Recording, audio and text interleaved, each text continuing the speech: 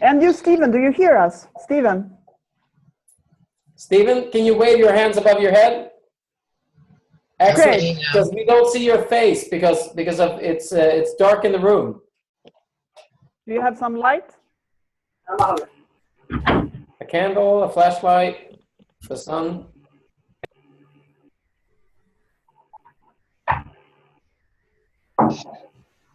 But you hear us, that's good. Yeah. But so far I haven't really heard your voice, Stephen. Do you have a headset? No, he's muted. Wait a minute, I'll mute him. Aha, he's muted. Stephen, do you hear us? Yeah, I can hear you. Okay, Good. excellent. Wonderful, yes. So I'll I hear hear you you. again because there's noise in the background. Yeah, so very much welcome all of you.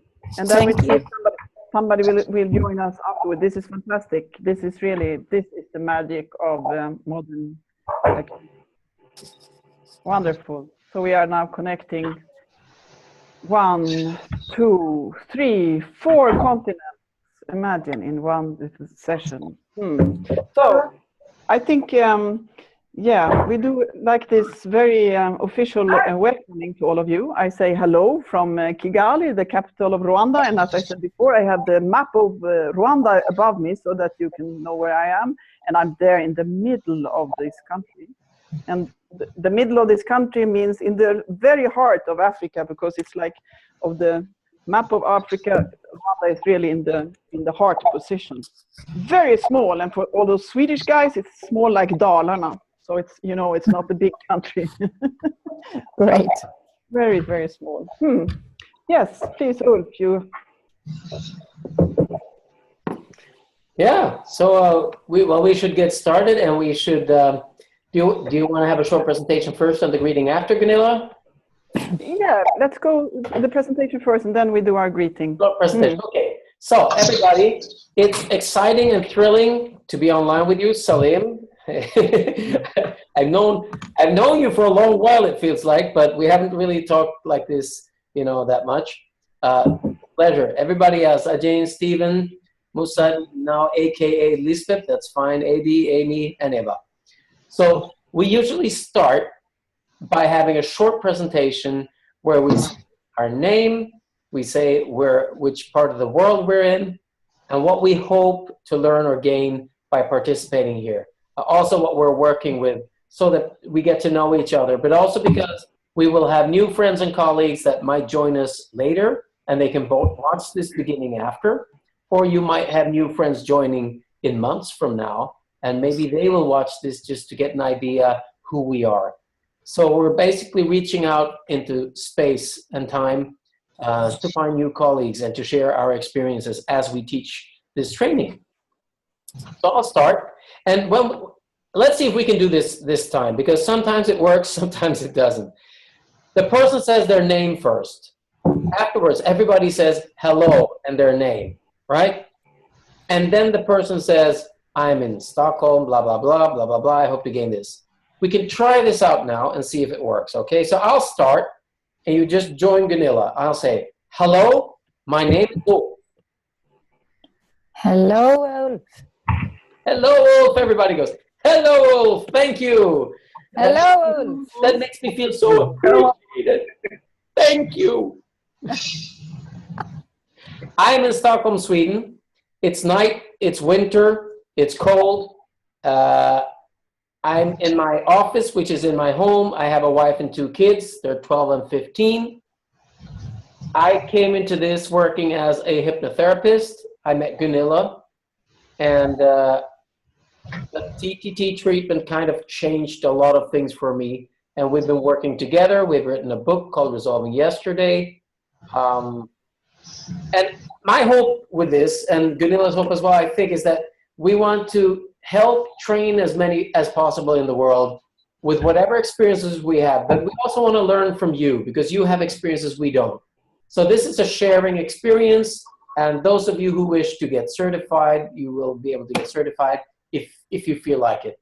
If not, we hope we're just adding to our friendships and knowledge base and people who are able to help other people. So that's my expectation for today. Thank you. So the next one is Amy. Yeah, I'm Amy Frost. I live in Las Vegas, United States, which is a pretty international city these days. For me, I've been with the Association of Comprehensive Energy Psychology for many years. I've been on the humanitarian committee, I don't know, 5 years. And so that's, I think, brought me to this table. My personal work, I do a lot of work with career development and helping people to play nicely in the workplace.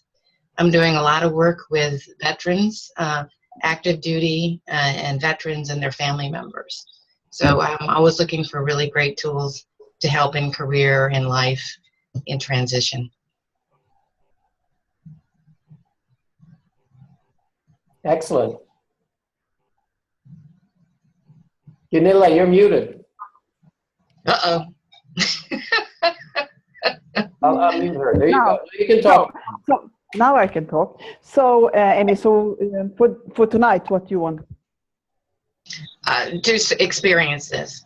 And Okay, yeah, I love trying new things. great. Welcome so very much. Honored to be So, here.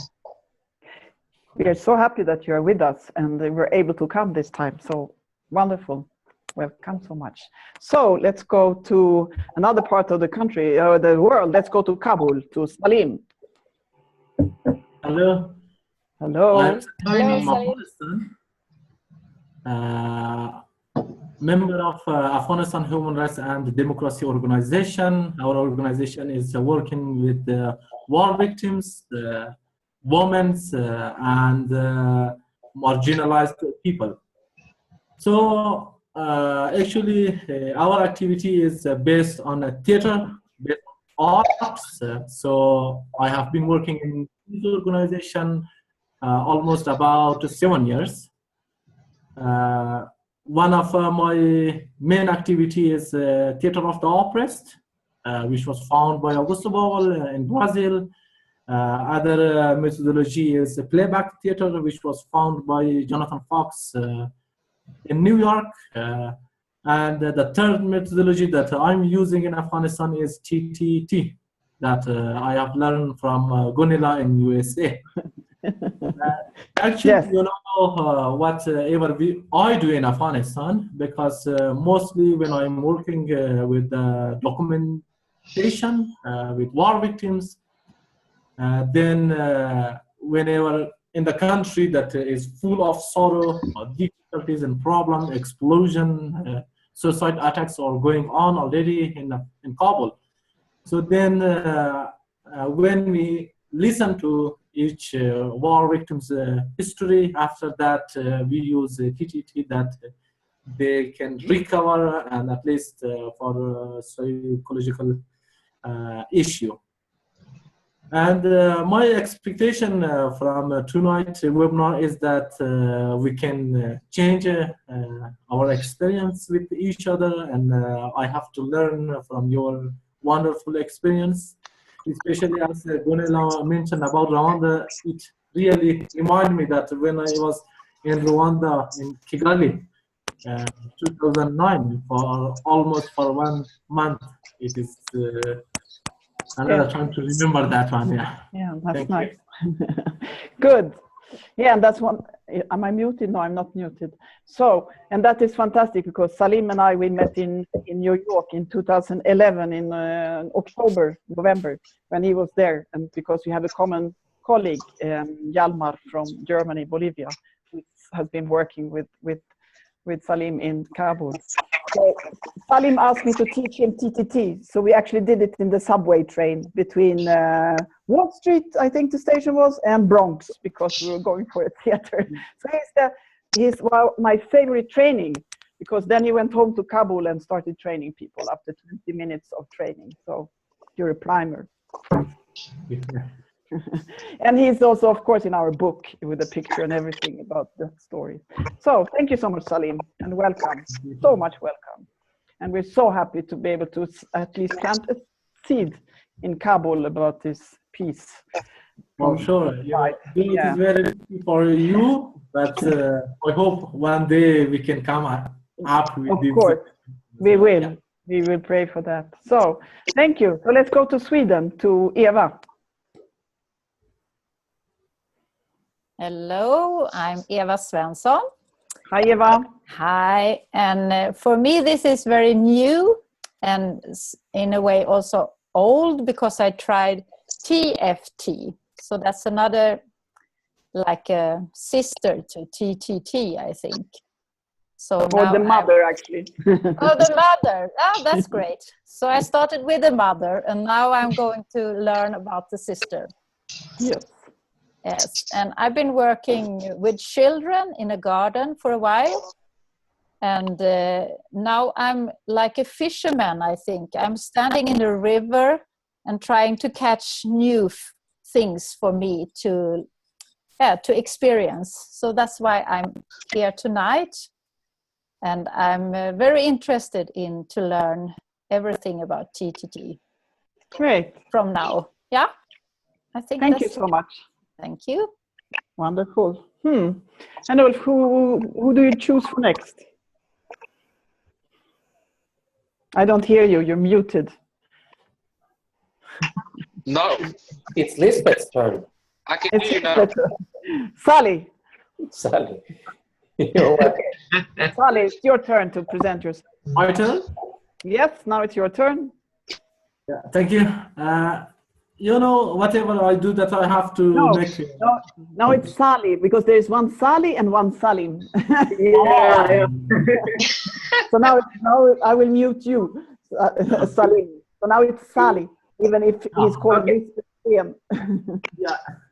Yes, I just wanted to share the screen, but I don't know, it's not working for me. By the way, everybody can hear me, right? Yes. Yeah, okay. Yeah, my name is Saleh, and I am from Eritrea, actually. It is it's the northeastern part of Africa, and I have been studying engineering for about 3 years there. But I always interested in psychology and something like spirituality as a minor. And I always like it, you know, to deal with the depression, oppression, and something like stress. And I always like that. And now I am living in Sweden, in I think it's southern part of Sweden. It's called Hellstrand. It's in Hellstrand, of course. It is near Stromstad. And we have been living here for about 1 year, and Bunilla and her friends were teaching us every 1 day per week, and we have learned many things from it. And I am now very interested in that, and I like it that actually because it was the part of subject which I was having interest in it because it deals with the depression, it deals with the stress, how and this is I think the most important thing for humanity. I think many people are being in the problem of stress and depression, and it is very good, you know, to help people and to help yourself, by the way. So I'm very interested in that, and I am new, as as our friend has been saying now. I am new to this subject, but I like it very, very much, and I hope that I can get many information from Lisbeth, and Gunilla, and from you, my friends, as well. So that is my background, and thank you for Great, Sally. Thank you so much. Thank you. So let's go to AB. Back to USA. Okay. So my name is Abby Tremblay, and I am in the southern part of Virginia, which is on the east coast of the United States, about midway between Maine and Florida. So it's not too cold here, but I have my windows wide open, so it's a little colder. That's why I wear a jacket. I currently work in prisons for adult men and who have committed felonies, 30 times. And what we're learning here in the state is that probably about 85% of the men who are in our prisons in all of the United States have experienced a traumatic event at least once in their life prior to the age of 11. And so this TTT is very, very helpful for them. I've already used it a couple of times because I read the book. I read Olson and Vanilla's book and studied the videos and used it ahead of the training. My supervisor here, we plan to use it because now I'm getting training. We plan to incorporate it into our group therapy sessions starting in January. And so we're hoping to make it part of our routine education and therapy for our people that are in our prisons. So tonight, I hope to hear more about the other countries and other people that are using TTT. And I'm enjoying meeting everyone, of course. But I really hope to get the foundation that's going to be able to take TTT into the prison as a continued technique that we use pretty much for everybody. Because it's not harmful, even if you haven't undergone something that's horribly traumatic, it's not going to hurt you. So that's my hope here, is to get a solid foundation through this training and the practice sessions, and then carry it forward. Great. Thank you so much. Welcome. Wonderful to have you here. We have been in contact for quite some time, and now we are here together. That's wonderful. Yeah. Bravo. So, and then let's go to Ghana. What about Stephen? Are you there?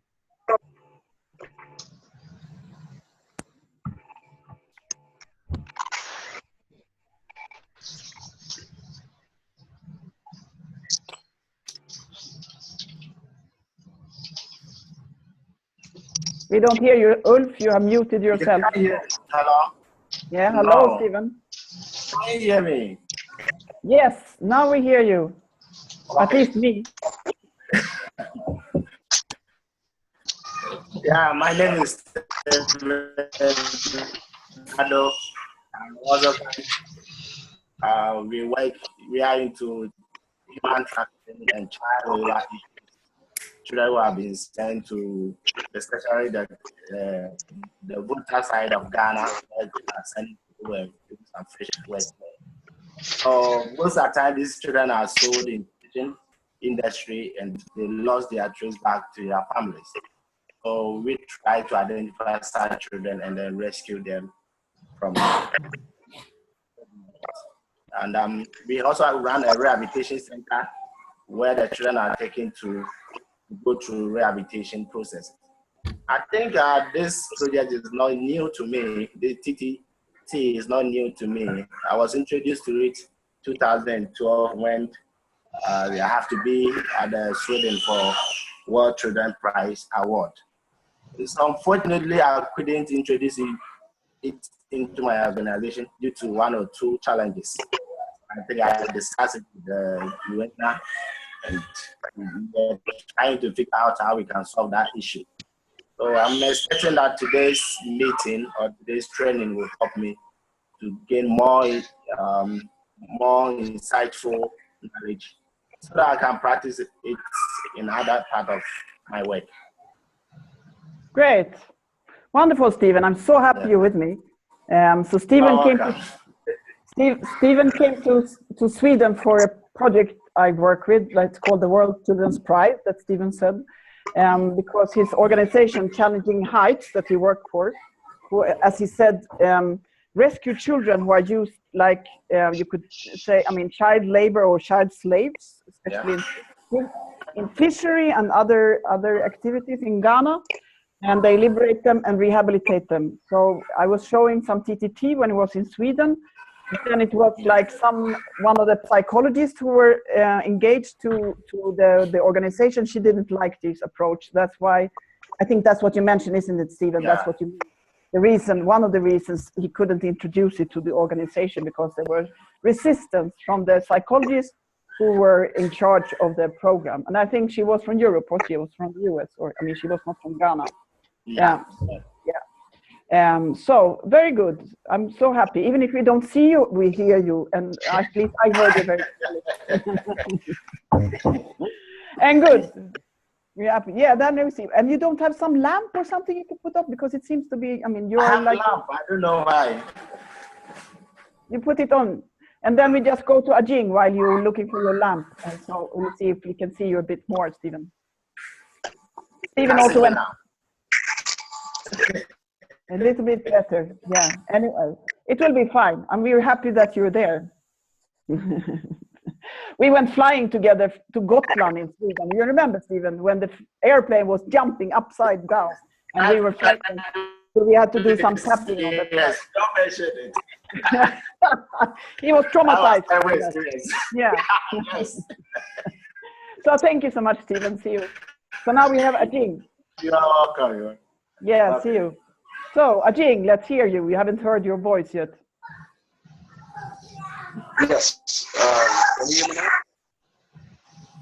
Ulf, will you mute the mic of Adu? Will you mute Adu, Stephen's mic, please? Ulf? Thank you. So, let's hear Ajing.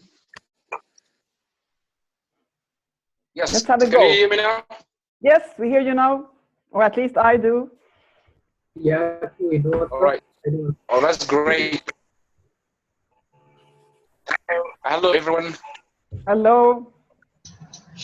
Actually, yes, I'm Ajing Cholgir. I am from South Sudan. Actually, TTT is a subject that was introduced to me in 2013 by Mila in a training that was organized by the government and the faith group in Juba. So it was one of the topics that was introduced during the training, and I really liked it. So I happened to be one of the participants that were so much interested in TTT, because, you know, like back home, we've got so many displaced people, or we've also got returnees, people who just came back from Sudan, and those who went all the way from here, from Kenya to South Sudan. And many of those people are traumatized. So I felt like if I could take a topic and bring it back home, it would help relieve, you know, some stressed up people who build trauma to a certain level. So when we actually concluded the training, I went back home and established a small group. Of course, we do have a CBO, a community-based organization in our area. So I was able to interact with the children at the center and teach them TTT songs and the church, you know, aspects of it. So it has been working all the time. I just want to, you know, be a part of a gathering. I introduced it even on the basketball court. Recently I introduced the TTT. Are you hearing me right now? Yeah. I hear you. It's just that something is happening to the screen, because several things are happening. So I don't know what's happening now. Some. Yeah. I don't know. Now it's go. I was seeing some strength. Yeah. Now you continue, Ajing. Yeah. Now it's on again. So actually, from 2013 to the present day, I've been in contact with Mila, and I've actually been informing her about wherever I apply it and how it works, or how people receive it, and the response I get after it. It has become a part of, it's actually almost like most of the traditional play that have been done by Africans. So the villages teach one of the things that children, they like singing a song and, you know, touching themselves, doing all those steps. Great. That's fantastic. And I can say that, yeah, as Ajing said, we met in South Sudan, in the capital, Juba, in 2013. We had a month training for peace mobilizers. And there we did a special training in TTT, and Ajing also did a song that is on our website. That's song, TTT song, South Sudan. So it's a beautiful song in the language of Dinka, that people have been using. So that's lovely. And we actually meet next week in a conference in Nairobi, because I'm going to Nairobi next week, and Ajing will be there also, a conference on healing wounded memories.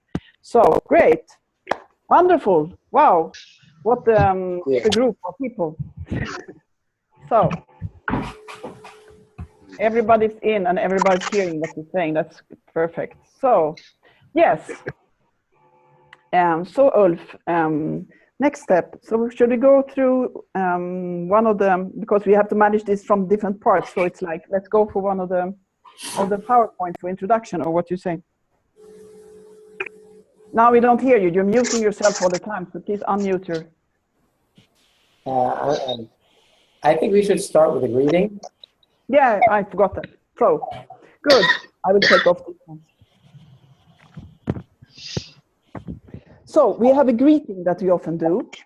And the greeting was, we do it to make a group come together, because now we're doing this training as if we are together in one room.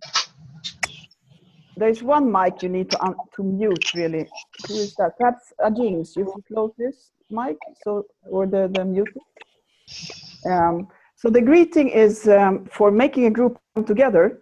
But it also has another meaning, and when you watch it and do it, you can see if you find some, right? Yeah, how you find it, or how you figure about it, or this. And I'll try not to make something with my mic here. Let's go. So the greeting goes like this. You just watch me. So it goes like this.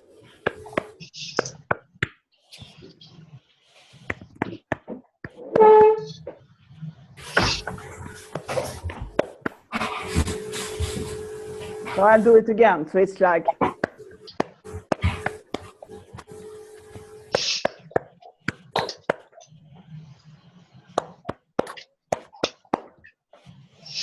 Good. So now we can do it together. So go 1, 2, 3.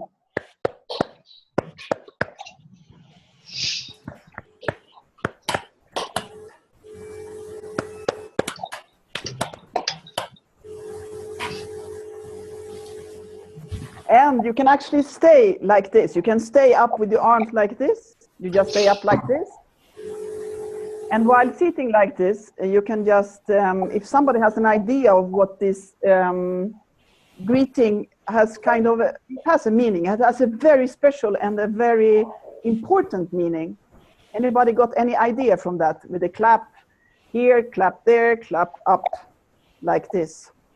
Anybody got any idea? All, I mean, there are no wrong answers. All are just right. It's me, and it's you, and it's together. Very good. So it is like we say, you know, you first greet yourself and you help yourself first, because you have to heal yourself to be able to help others. But then you also, to be able to help out even more, now comes on that screen again. I don't know what's happening in this. And that is very good, because this is the guys who also do this very nicely. And then it is like both doing it for others, but also finding your strength, for some from God, others from universe, from your higher self, from nature. But it is this opening up for that power, because we need to. So it's like taking care of ourselves, greeting ourselves, to help others, and then to get the strength to do it for the rest of the world, then you can say. But then this position, if you dare to go up again, it's a bit practice. Now we have a gym here. So if everybody goes up again with your arms, up again. So you still can do, yeah, good. Because this is also what is called a power position. So just by because all over the world, people who praise God, or they score a goal in football, or they feel, yes, I did it, we'll do like this. Even blind people, everybody do it. It's like really opening everything, because you feel good about something. But it also works the other way around, because the body talks to the whole nervous system. So by standing like this for some minutes a day, it makes you feel better, stronger, and more brave. So that's why it's called a power position.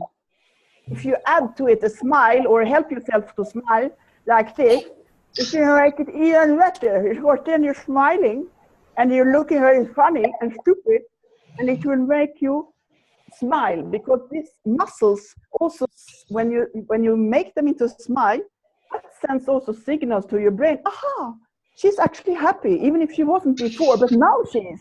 So just by smiling, we'll make this, and also standing in this position. Now you're allowed to relax. Thank you.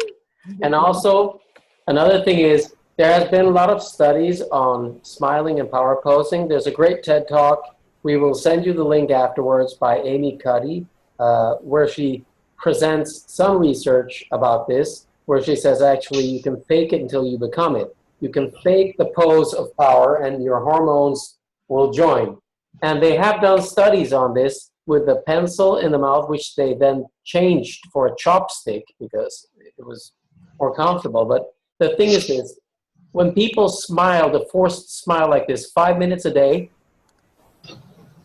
for 3 weeks, they found that they lowered stress and they had higher levels of happiness.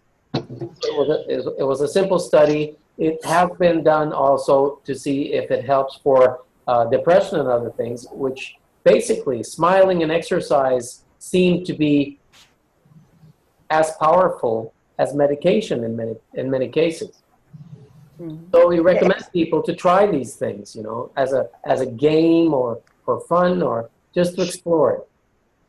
Yeah, and I mean, especially this greeting when you're like working in a group, like Salim, who works with these groups in theater in Kabul. I mean, just making this greeting will also make the group come together, because, you know, the more you do together, singing, dancing, whatever, will make this coherence. It will make people's heartbeat go in the same rhythm, and it will make people feel more together, which is good for your health, because social connection is the most important in life. It's to feel that you belong somewhere. Exclusion is what makes people really sick. And like in our, I mean, I'm sorry, but in kind of easily isolated society in Sweden, so where people live very much by themselves, it's easy to feel that they get into that feeling of not belonging or not belonging to any community. So by doing this kind of exercise, it's really good for everybody's health, you know. Good, and that's why we also work with a lot of music and rhythm, and that's why we have been encouraging people like Ajing to do songs about TTT, because music and song and dance are the traditional ways of healing all over the world. I mean, in some places we have forgotten it more than in others, but still, when it comes to that singing together, it really makes us feel good. Great. So that was the greeting. So we thought we'd show you, just to get everybody on the same page. Some of you have know a lot about TTT. For some of you, it's slightly new. It doesn't really matter. We're trying to keep these webinars so that anybody can watch them afterwards, and you can watch it afterwards as well. So we're going to show you a short introduction. It's just 1 minute to give you an idea about TTT. So I'll show that movie. It takes 2 seconds. Wait, Eva wants to say something. Can I ask a question? Yeah, of course. It says here that I can record this, but I have to have a permission. No, you don't need to. No. Okay, thank you. We are recording it, and you will get the link afterwards. Thank you. So don't worry. And also the recording needs a very high connection, and I have a cable connection to be able to record it. So you will all get the recording uploaded on YouTube afterwards. Thank you. No worries. So do you all see a YouTube screen now? Yes. Okay, so I'll start it. If you have a low connection, it might not turn out as well. Just bear with it. It's just a very, very short introduction that we have online for TTT.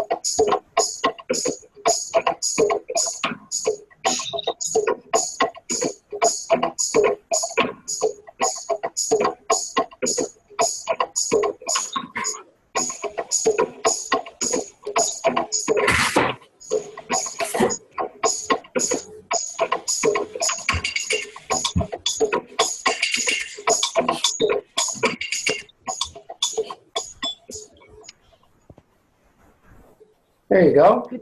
Did everybody see it? Yes. Wonderful.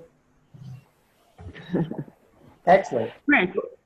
So we thought we'd start by telling you, just give you a general idea of how TTT can be used and in the context, and Gunilla will be telling you, and I'll be running the slides. So if we're out of sync, yeah, it's because we're out of sync.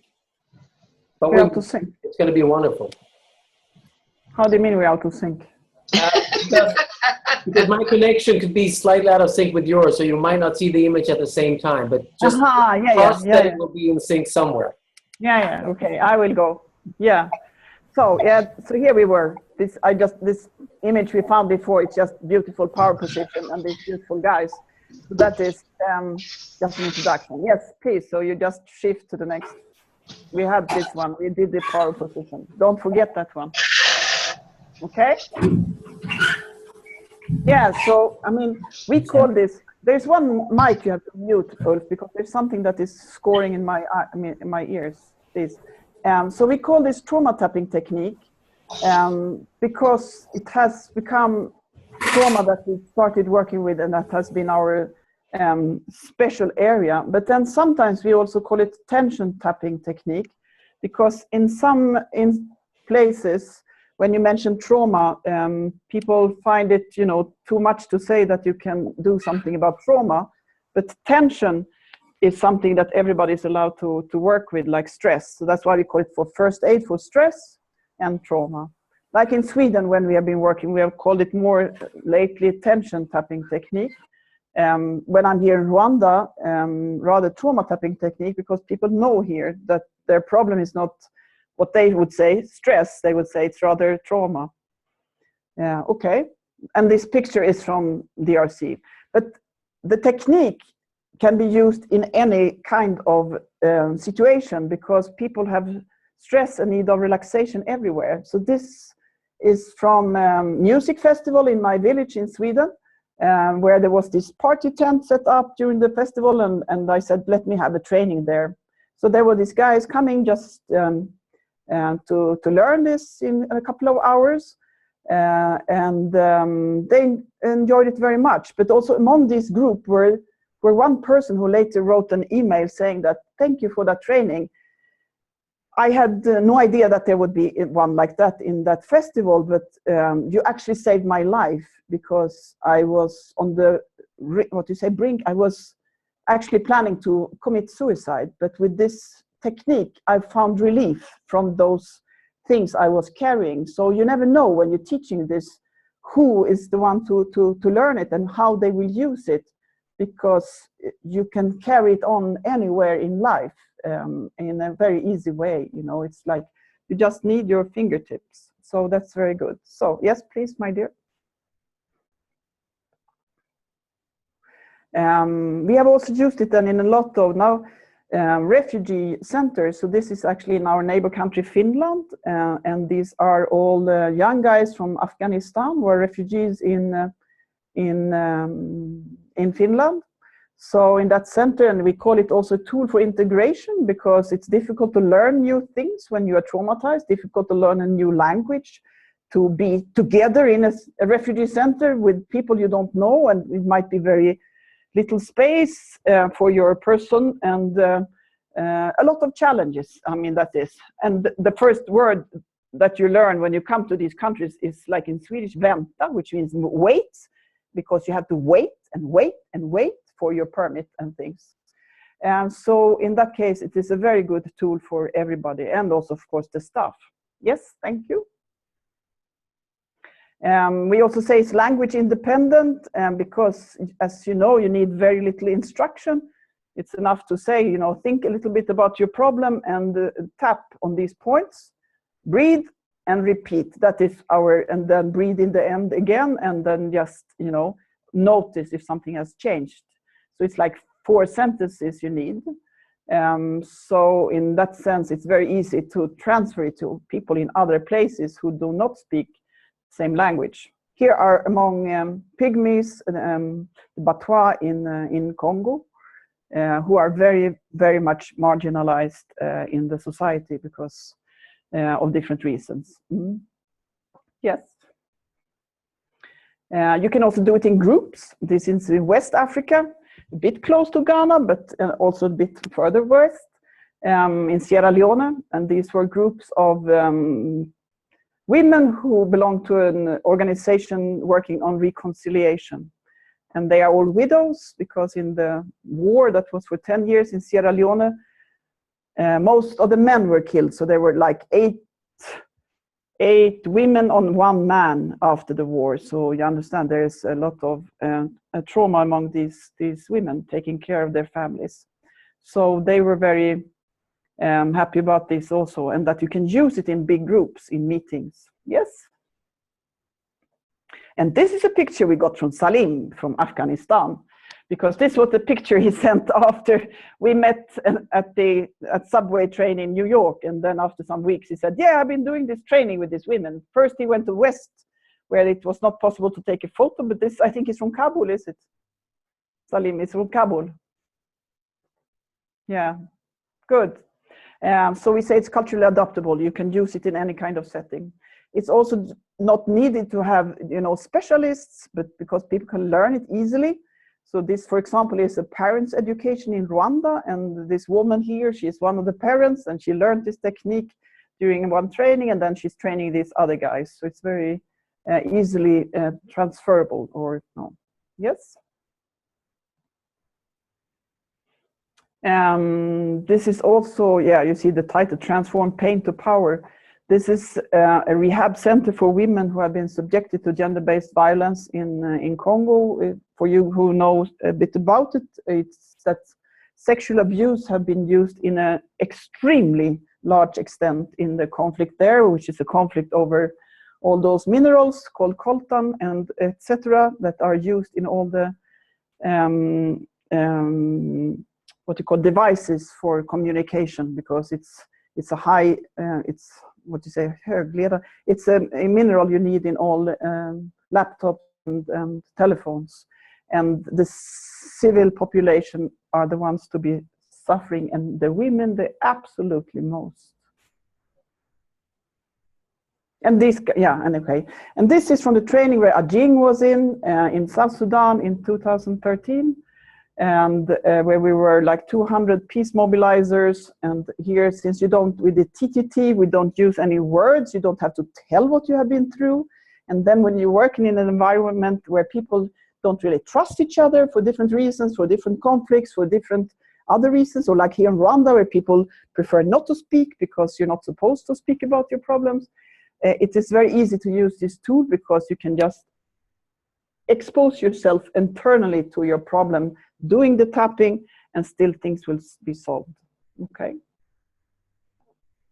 And this was in Chad. Unfortunately, our colleague from Chad is not with us, Sharif. He was supposed to be here, but I think he didn't find a good connection enough. This is from N'Djamena, from the capital of Chad, in the middle of Africa. It is, as we say, non-invasive. It's really, I mean, has no side effects. It's just will not harm anybody for doing it. They also loved it. These are victims of torture from the time of Hussein Habre, a dictator who really made his population suffer. This is from Rwanda. And we all know this, that trauma is also transferable between generations in different ways, both genetically, the genetic expression can change, but also living in the environment with traumatized parents, and the society where there is no trust. So these guys, they were all born after the genocide in 1994, but they all had a very high level of stress. And they all love this kind of technique, which made them also have higher scores in school and being able to focus more, because concentration problems is a very common symptom of trauma and high stress. And these were internal refugees in DR Congo who also first said that, give us food, we need food. We don't need some kind of strange exercise. And then me and my Congolese colleagues said that, you have to find your way of dealing with your life. And when you're traumatized, it's very difficult. to even look forward and finding solutions to your things, or you easily get cheated with money because your mind is always somewhere else. So actually treating trauma is a way of finding your way to support yourself. And then they said, oh yeah, and they actually appreciated it after some time. And also we've been working in all the prisons in Rwanda with most of them, the perpetrators of the genocide. And for them also, they were actually some of the most interested participants in trainings we have ever had, because also for them, dealing with a lot of trauma from what they have lived through, what they have done, and then being able to get back into society, you need also to be out of that, because as we know, aggression and hatred and revenge are all symptoms also of trauma. This high level of stress is not good for reconciliation at all. So these guys, they were also super happy. They even composed 3 different songs about TTT, because they were so happy about being able to heal without talking. So one guy, he said that, I don't know if this TTT is good, but it actually makes me want to talk.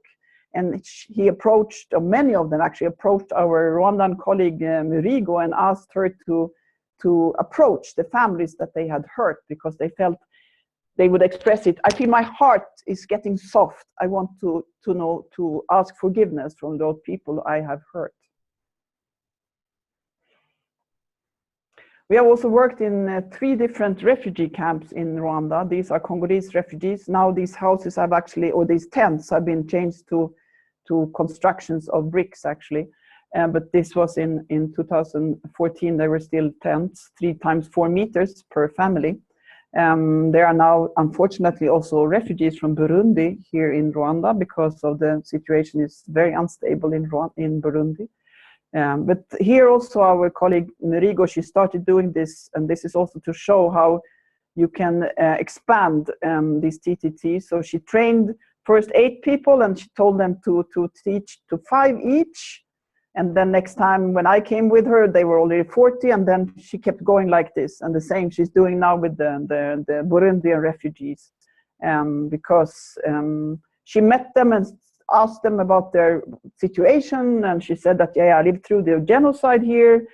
Perhaps we have similar experiences. You know, I know this TTT. Perhaps you like to learn, and they just love it, because they have so much things they are carrying with them of their past, what they have lived through. So we call it scalable. I think it's the proper word in English to say that you can make it easily expand to many other people. Yes, please. And then it's just to show some of the materials that we have done to make it easy for people, whether you know how to read or write or not. So this was an artist from Nairobi who did this painting for us one time. So it actually is, below is the shortest description you need. Think about whatever bothers you and tap 15 times on each point indicated on this picture, this 1 to 14. So it is indicated all this different. And then by using 2 fingers, and then take 2 deep breaths and repeat. That's all you need to do to make it work. And then you can use it, I mean, therapeutically, you can use it in many different ways. But for a person to do this, you actually don't need to say more than that. Yeah. Didn't you have the other one also from Kalle? No? Yes. Yeah, and this also just because you can do this technique, and that is a bit different in different places. We also always teach it to treat somebody else. It's both a self-help technique, but also, like you saw in the picture, some of the pictures that we showed before, that people are doing it to each other. This is a bit, we have seen that this gives a better result, because people can relax, they can focus or keep things away. There's somebody there for them. Good touch is always healing touch. I mean, touch is connection, connection is healing. And the human being is developed by touch. Otherwise, we would not even live if our mothers did not carry us. We need to have somebody to care for us closely with the body. And this kind of touching, like a treatment, actually gives a possibility for people to heal in a very strong sense. So we teach it in both ways. It's very good to be able to do something yourself, but fantastic when somebody is there for you to also to do this for you. So this is also an instruction that you can look at without knowing much to read or write. Yeah, good. Then we can, and then yeah, you can take over then, Ulf. You can tell, because this was Ulf who wrote this. Yeah. So what we're trying to do is we're working with music. We're working with posters and calendars. We're working with comic strips without language. We're also trying to reach out to the scientific community to make them understand what we're doing. So this is a classical scientific poster for a presentation at a convention or a seminar for people working scientifically, explaining what we're doing, our statistics, how it works. So we're simply trying to reach out in every possible way. And if you find any new way, please let us know, you know, because we're always open for new ways of reaching out. Yeah, excellent. So if we stop the sharing of the PowerPoint there, that is kind of like the background about the situations where we're using it. So the difference between a lot of other methods is it's extremely short. It fits on a postcard. It's basically the absolutely shortest instruction is think about whatever bothers you ever so lightly, tap on the points 15 or 14 times, breathe twice deeply, and repeat. And that is a self-stabilization. You can also do it for somebody else. And that is the whole, that is all it is. Now, the thing is, it now depends on how you use it. From this, we could also train people to be therapists with a complete method of how to use this as their only tool and to work therapeutically, one-on-one with people, helping them. That would also work. But the beauty of this is that it works in a very small, simple way with groups of people, and that it's fast and easy and scalable and provides results that seem to be as efficient as most other methods. Gunilla, why don't you, because I think you remember the details better, remind them of what Kristen said about their training of the veterans when they were comparing TFT to TTT. Both work fine. Yeah, I mean, because, yeah, I will remember that. Because, I mean, this TTT, it comes from the, what you say, we call the, and not call, it is the original tapping technique called TFT, thought field therapy. Amy would know about this because she is part of this whole community working with this kind of techniques. And the TFT, I learned it, that's why I called it the mother when Eva was asking, because I was trained in TFT. Yeah, and Eva also knows about it.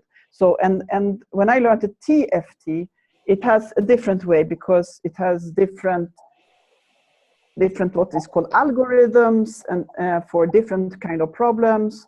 It has something they call the psychological reversal. They're doing something they call other exercises that I also learned. And what was it here? I even forgot what it was you asked me to do. Well, just explain.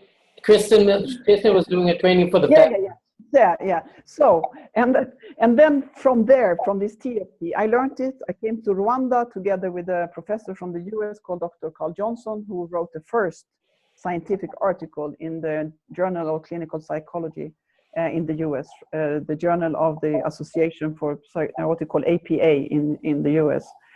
And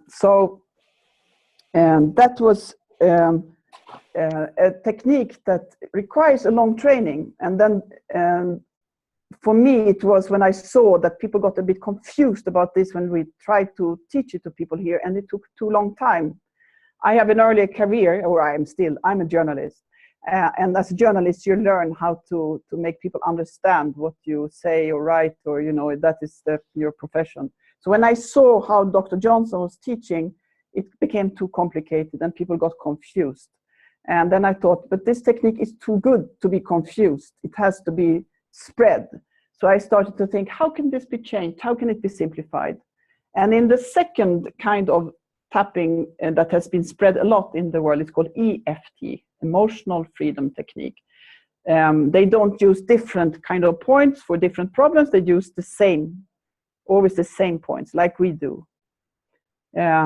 So this is how this evolved, that I started to look at other ways of teaching it so that people would remember There was also an eye movement in this TFT, you know, and people thought you looked crazy, and that's not always so good in all societies to look crazy. So, and people thought that, wow, this is strange, but this is too much, you know, craziness. So that's how this TTT evolved, actually. And then the other week we were teaching, we had another webinar, and one of our colleagues in the US, Christine Miller, and she also learned it. And then she went to have a training teaching first TFT and then TTT. And she said they both had very good results, just that the TFT, to teach it, took 2 full days, and then they left with a manual of 38 pages to be able to do it. When she was teaching the TTT, she did it in 2 hours. They left with 1 paper, laminated, with one side of the explanation and the other side just showing how to do it, and they had the same results. So for us, this shows very well what it is, our aim. I mean, this really shows that our aim has been achieved, meaning that you can in a short while learn something that has the same results, like learning something in a long time and finding it a bit complicated. Also here in Rwanda, people have learned TFT, and when I meet them, they find it complicated. They need a lot of time to repeat and have new trainings. But while they learn TTT, they get super happy because it goes, wow, you know, I already have a tool. I will go home and start using it. And so that's why we see that, yeah, it is good. And then the other are as good. It's just that for us, it is important that people get a tool all over the world, because we need this, and more than ever. I mean, I had my this colleague here from the Lori Leiden who in here in Rwanda, and while she was here, the results of the presidential election in the US was announced, and then we made another TTT, the Trump trauma technique, because so many people were traumatized in the US by this Trump becoming a president. So we said there are many TTTs needed in this world. I'm sorry. So anyway, so that is how it. But one more thing there. There is a difference also. I mean, if you compare TFT to TTT, TFT, when it's taught on a practitioner level where people are supposed to be able to treat other people optimally, which is why the training is longer, and they're using different algorithms. So we're not saying they're exactly the same, but no. What we're saying is when there is a group training, if you have short time and you need to teach a group of people to quickly help each other, you can get very, very similar or exactly the same results in this way, because the method is so much simpler to teach. The time of teaching is incredibly fast. And for us, that is the big challenge, because there are so many language barriers, and there's people who, we want laymen. We want everybody to help everybody. We're not looking for a practitioner level, really. We're looking for everybody to know this, just like first aid, mouth to mouth. Whoever is there, first responder, can use it. Mm-hmm. Yes, Amy? Wait, we need to unmute you. One thing that we're doing, we're teaching active shooter training and also suicide prevention talk training. Mm-hmm. And I think that would be really great to complement both those trainings. Absolutely. What organization is doing that? The Veteran Transition Resource Center. Beautiful. Mm-hmm. What did you say? Veterans Transition Resource Center.com. That's where the study is being held for. Yeah. And you're in the study as well? Yes. Yeah. And were you there during the both trainings? Did you have anything to add to what we heard from Kristen? I think for the veterans, I think it's really good to have something maybe a little more, complicated. So I like the TFT, but what I'm feeling from TTT would complement something like these other things that we're doing, that we need to get these people help right now. That would work really well. I say, like with active shooter training and suicide training. Yeah. What do you call it? Active shooter? I don't understand that word. I'm sorry. Active shooter. They do it in schools. We're doing it in our facility because we have a whole second floor. And what you do is you mock that somebody is coming in, an active shooter, to do harm. And so you teach people what they need to know to protect themselves. And I'm telling them I will not be part of that unless there's something to help with the trauma that's created. Because the body doesn't know the difference between we're pretending, right, and not. Wow. And that's a Okay. typical Wow. case where it's nice because it's a simple add-on that just fits in and doesn't take much of the time of the training. Yeah. So that would be a very easy application that would work really well. Yeah. Good. And I And can they're also doing this in schools, they're doing this everywhere. So this, would really be helpful with all those kinds of trainings. Great. So Ulf, I was just thinking, should we do a round? Should we put on Winky and do a round, or which one? What did you have something in mind now? Because it's Ulf who's managing the PowerPoints and the videos. So that's why I have to communicate over 7,000 kilometers. Yeah. Yeah. So yeah, why don't we do that? So we're conducting this training like we do a training in live, right? We start by telling people about how TTT evolved, where we're using it. We're using this to create a group feeling where we're synchronized. And then as fast as possible, we would like everybody to just try the protocol for themselves. And there's different ways of doing that.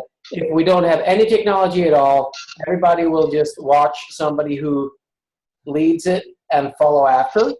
But we'd like to show it to you the way we've made this available, aiming for the Syrian refugees, but basically any refugee of any war anywhere, and even if you're not a refugee of war.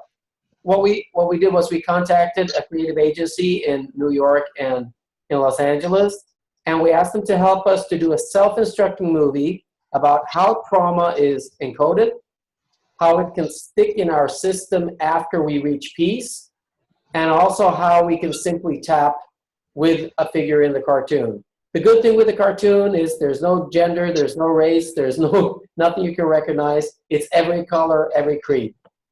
So we'll show this movie to you, and while we show it, just follow it. What we propose people to do is to check this in a cell phone. We send the link to it, and in refugee centers, we ask people to simply watch it together and follow it together. And if you have no training at all, that's something anybody could do. A teacher could do that just as part of a classroom training. So Yeah, yes? I just want to add some. Yeah, I mean, the reason there were the people who did it for us, this creative agency, was because Ulf knew one of the person there, and she is Swedish and came herself as a refugee from the Kurdistan, the part of Iraq, the Kurdish part of Iraq, to Sweden in 1988. So when we asked if they could help us to do this cartoon, she said, yeah, I know exactly what this is about because I myself came as a refugee to Sweden. So we will be happy to do it. So that was, I mean, so this was a gift to us, this cartoon, which is fantastic because it's a very high quality agency who did it for us. So we are super happy about it. And some of you have seen it. Sally has seen it before, but we will show it to you and we'll see. So just follow along. And just do the tapping along when it starts.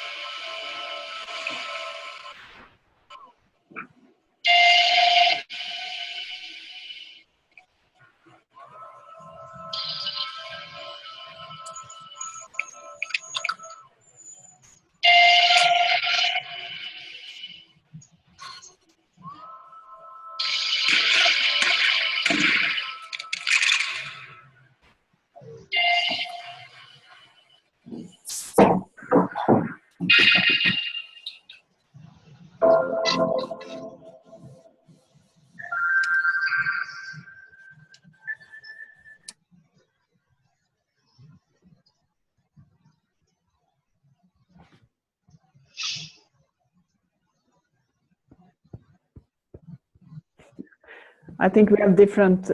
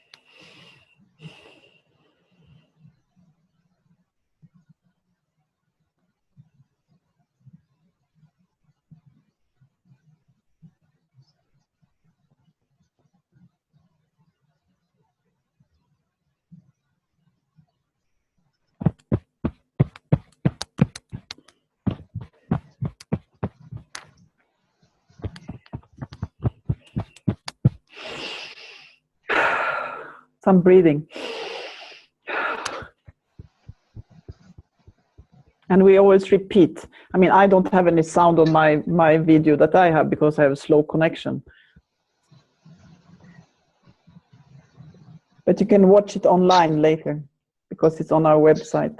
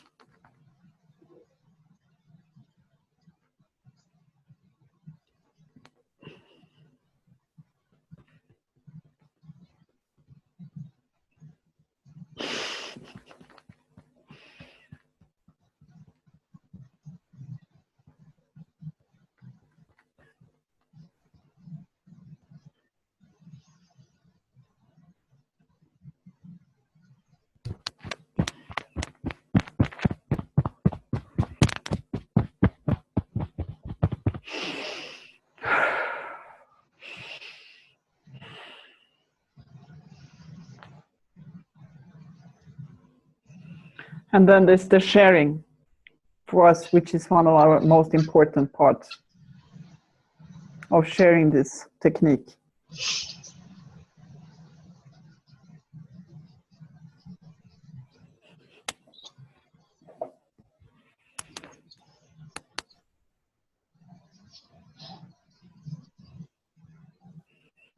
Great. Oh, have we lost some people here? I don't only see 4.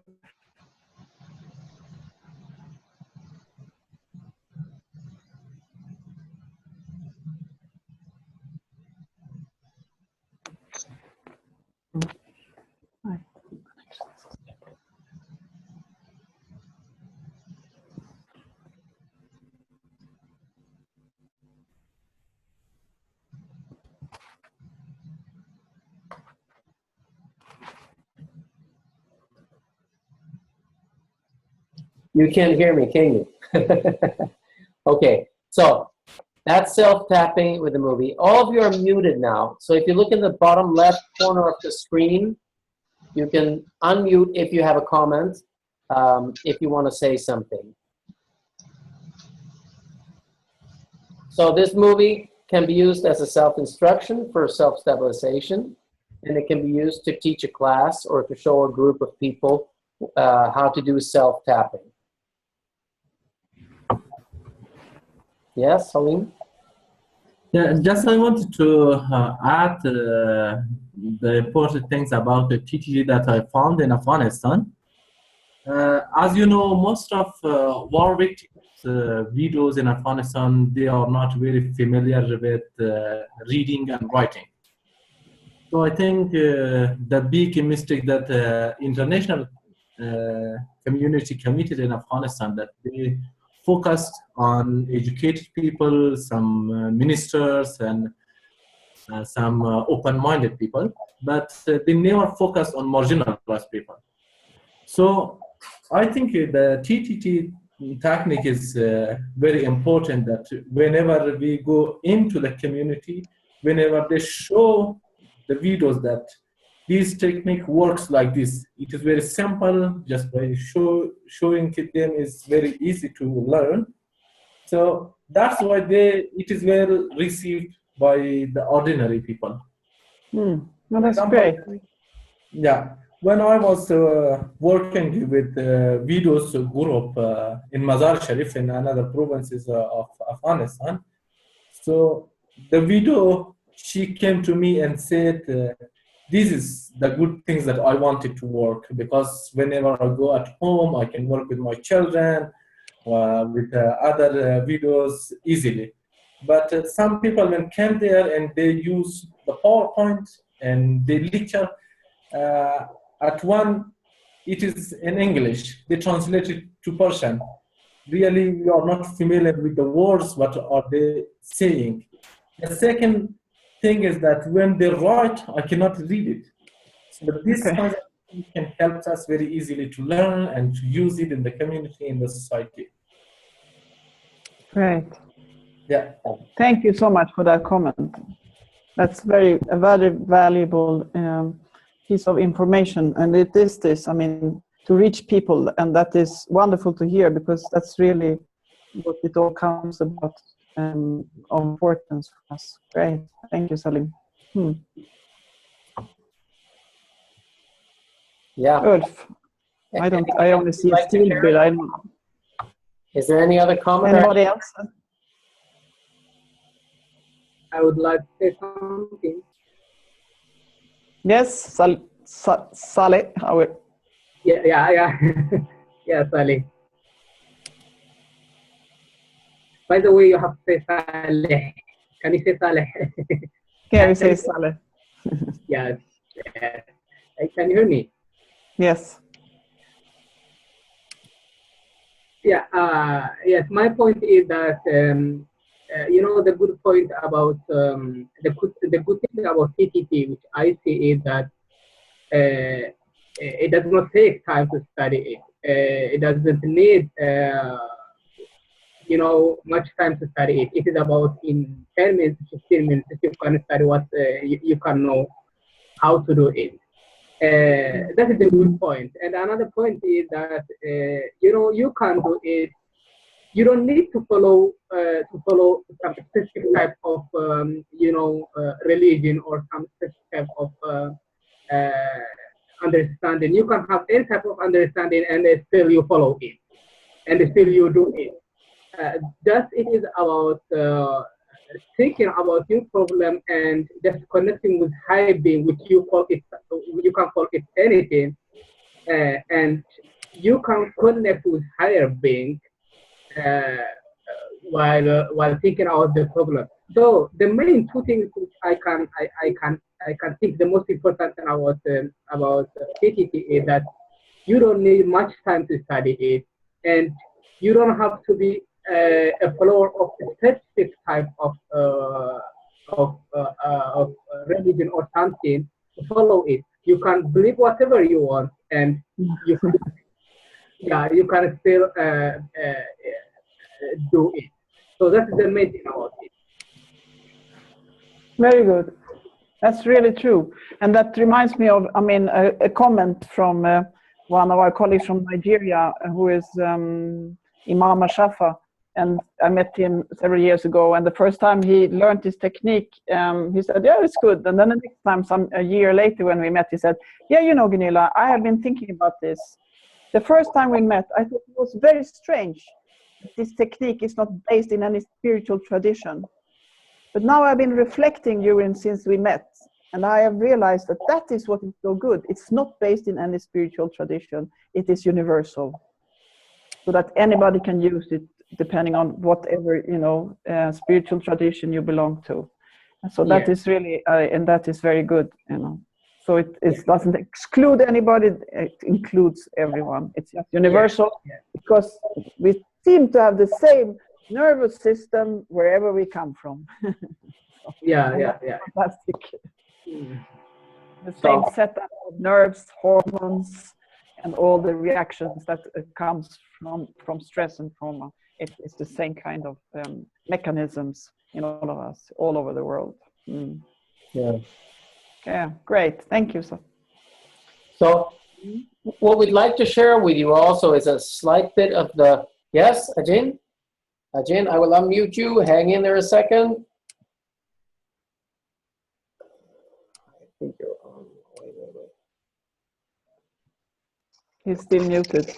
Yeah, I can see. No. There we go. Ajin, talk. Yes? Yeah. Can you hear me now? Yes, Yeah. we hear you. We hear you. Actually, I would like to say that TTT build trust. Like, I don't know whether, Vanilla, if you remember in 2013, there were so many tribes. Yes. So if you happen to actually save your friend from that tribe, if you're a Dinka and you're doing that to your friend from there, then the way you close your eye, the way you really give yourself to that person who's stepping you, that trust is already being built. So, yeah, TTT builds trust. Yeah, it builds trust. And that's true. And that's a very good comment, because that is trust we need when we're working on reconciliation, when we're working on anything, any conflict in any family or wherever. We need to find that trust. By doing it together, you can also find that. That's very good. And that's the trust building by doing it to each other, right? You close your eyes and allow somebody else to touch and tap you. Yeah, I agree completely. We've had long discussions about this, because in the United States, it's simply not allowed to touch in the same way. You know, this is an issue. Am I right, Amy? So yeah, I'm nodding is fine here. That's okay. So we've been discussing this also with Christian Hoflees, who's working in Costa Rica, and we managed to convince those people at that time that the touch actually is part of the empowerment. Human touch has a healing element. It's like Ajing is saying, when you close your eyes and allow somebody to touch you in that way, it's an enormous shift in what you're allowing and what you're receiving. And it's an empowerment for the people doing it. So we see a big difference when we encourage this to happen. And it's easier working with groups where people tap each other, because then there is not the practitioner barrier where there is, you know, all this legal stuff that you have in the States. But which I understand, but it's such a pity, because touch should be not something we're scared of. It should be something that we embrace, because it has such a huge healing element in it. And we also believe that empowerment is part of this, the empowerment of understanding that I might not be able to read or write, but I can do this even to somebody who is my elder, and I can help them to feel better. That's also an enormous shift in optimism, meaning, being able to do something about your situation. I mean, I don't know if you agree, Salim, Ajin, Stephen, that this is part of the element. It would be very interesting to hear your guys' point of view on this. Salim, did you want to say something? Sorry. And also Stephen. Yeah, we see you, Stephen. I'll unmute you in a sec. Let's just hear Salim first. Yes, Salim? Yeah. Just before that one that I said about TTT, you know, that is which was very useful and significant in Afghanistan. But I have one question, is specifically about psychotherapy and maybe counseling on maybe TTT. I think the lack of culture in Afghanistan, that when the people feel that they are depressed or they have some psychological problem, they mix it with being crazy. That's why the people feel that it's a kind of shame to go and for trauma tapping technique or counseling. That's why the people do not want to go for counseling or maybe for a psychotherapist. you know, what do you think, how they can involve more the people, you know, that I know they have a problem, but they are not willing to go because they feel it's shame. Yeah. Yeah.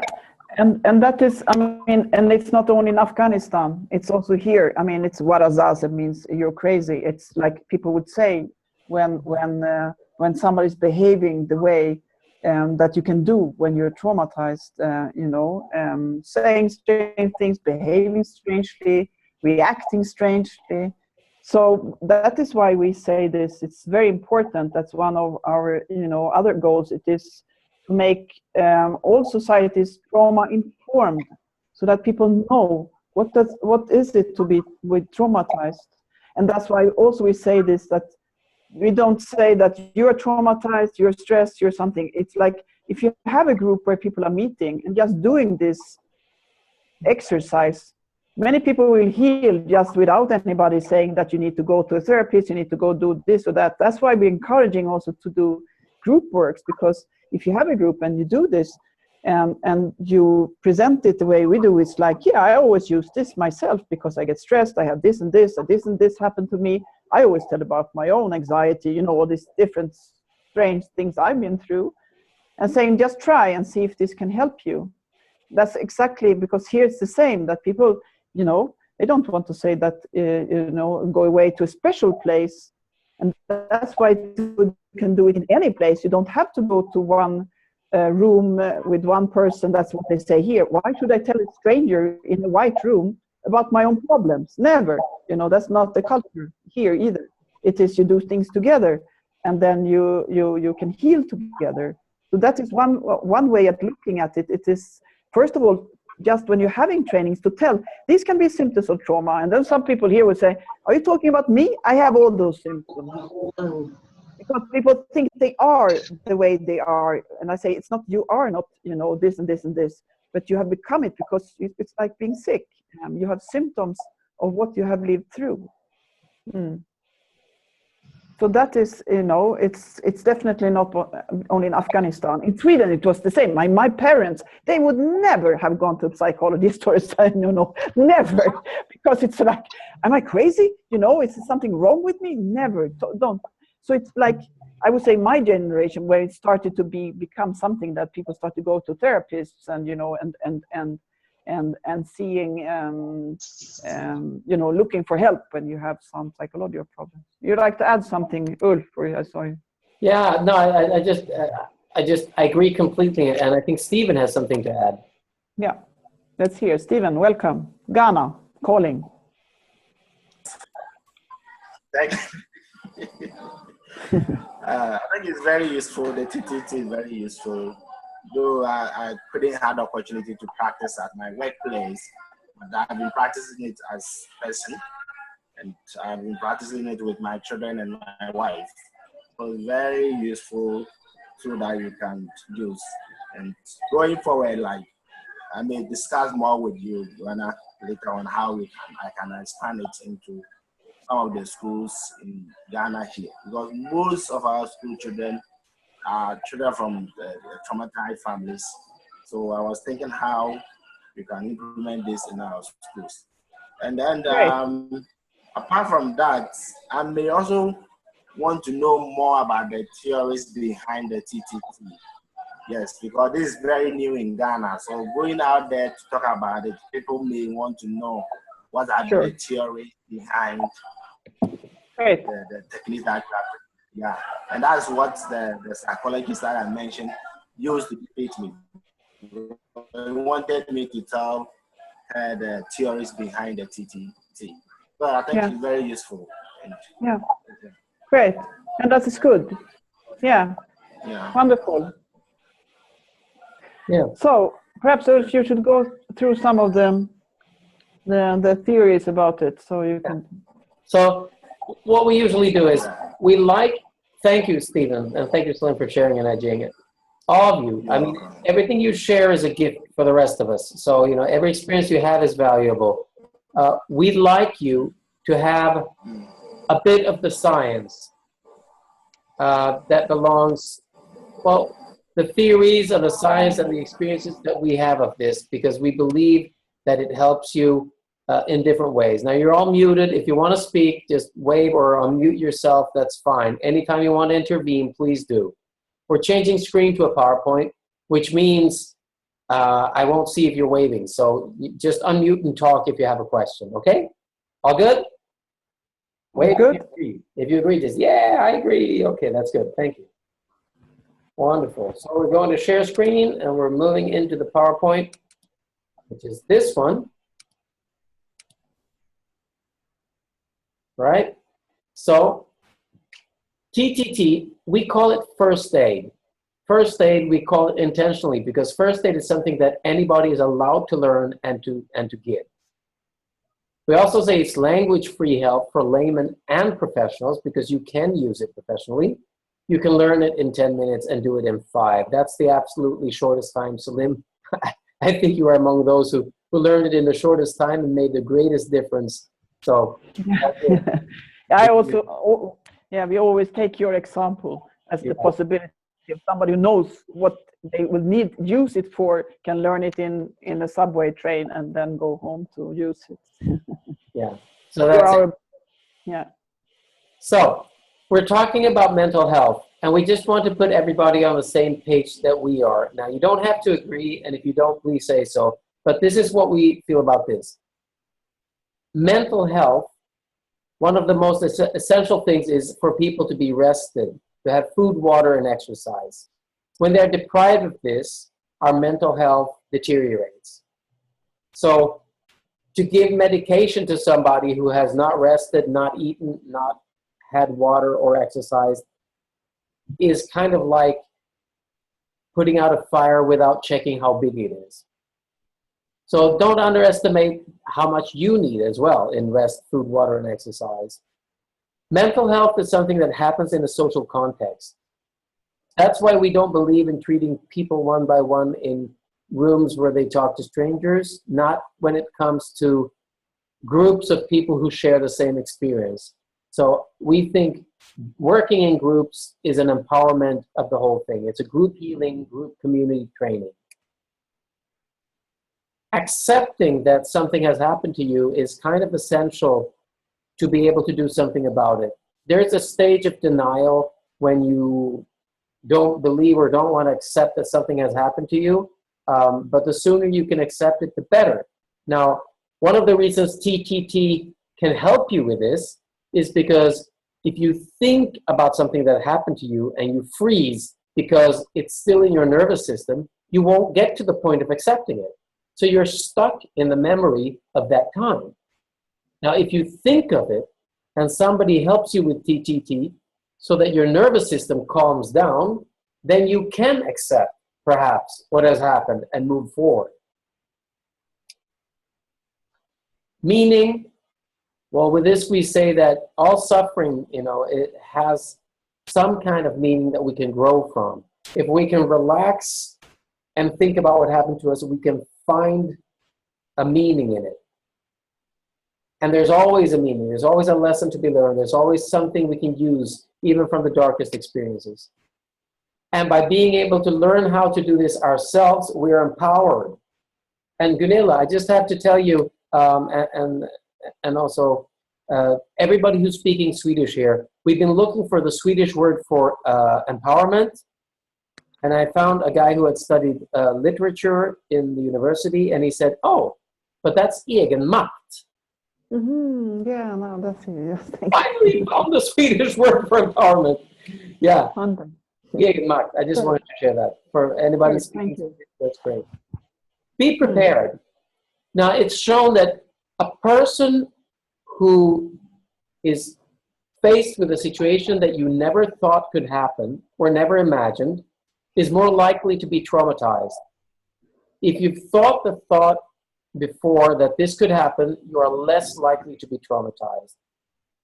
So if war would happen in Sweden and my children asked me, Father, we have to run now, is it possible that we run into bad people? I would say yes, absolutely. We will most probably run into bad people, but we will somehow, try to make the best of that.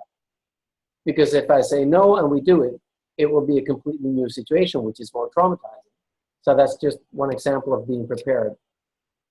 Yeah, and that is like with explosions. I mean, people who are trained militarily wise, they will be, of course, less prone to be traumatized by an explosion. Or that some people who have lived through it, like Salim in Kabul, who have lived through many of explosions, isn't it? I mean, you are very well prepared for these kind of situations, unfortunately, we could say. Yep.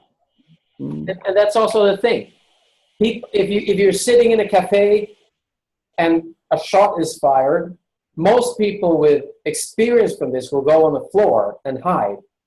People who have no experience will stand still and try to see where it came from.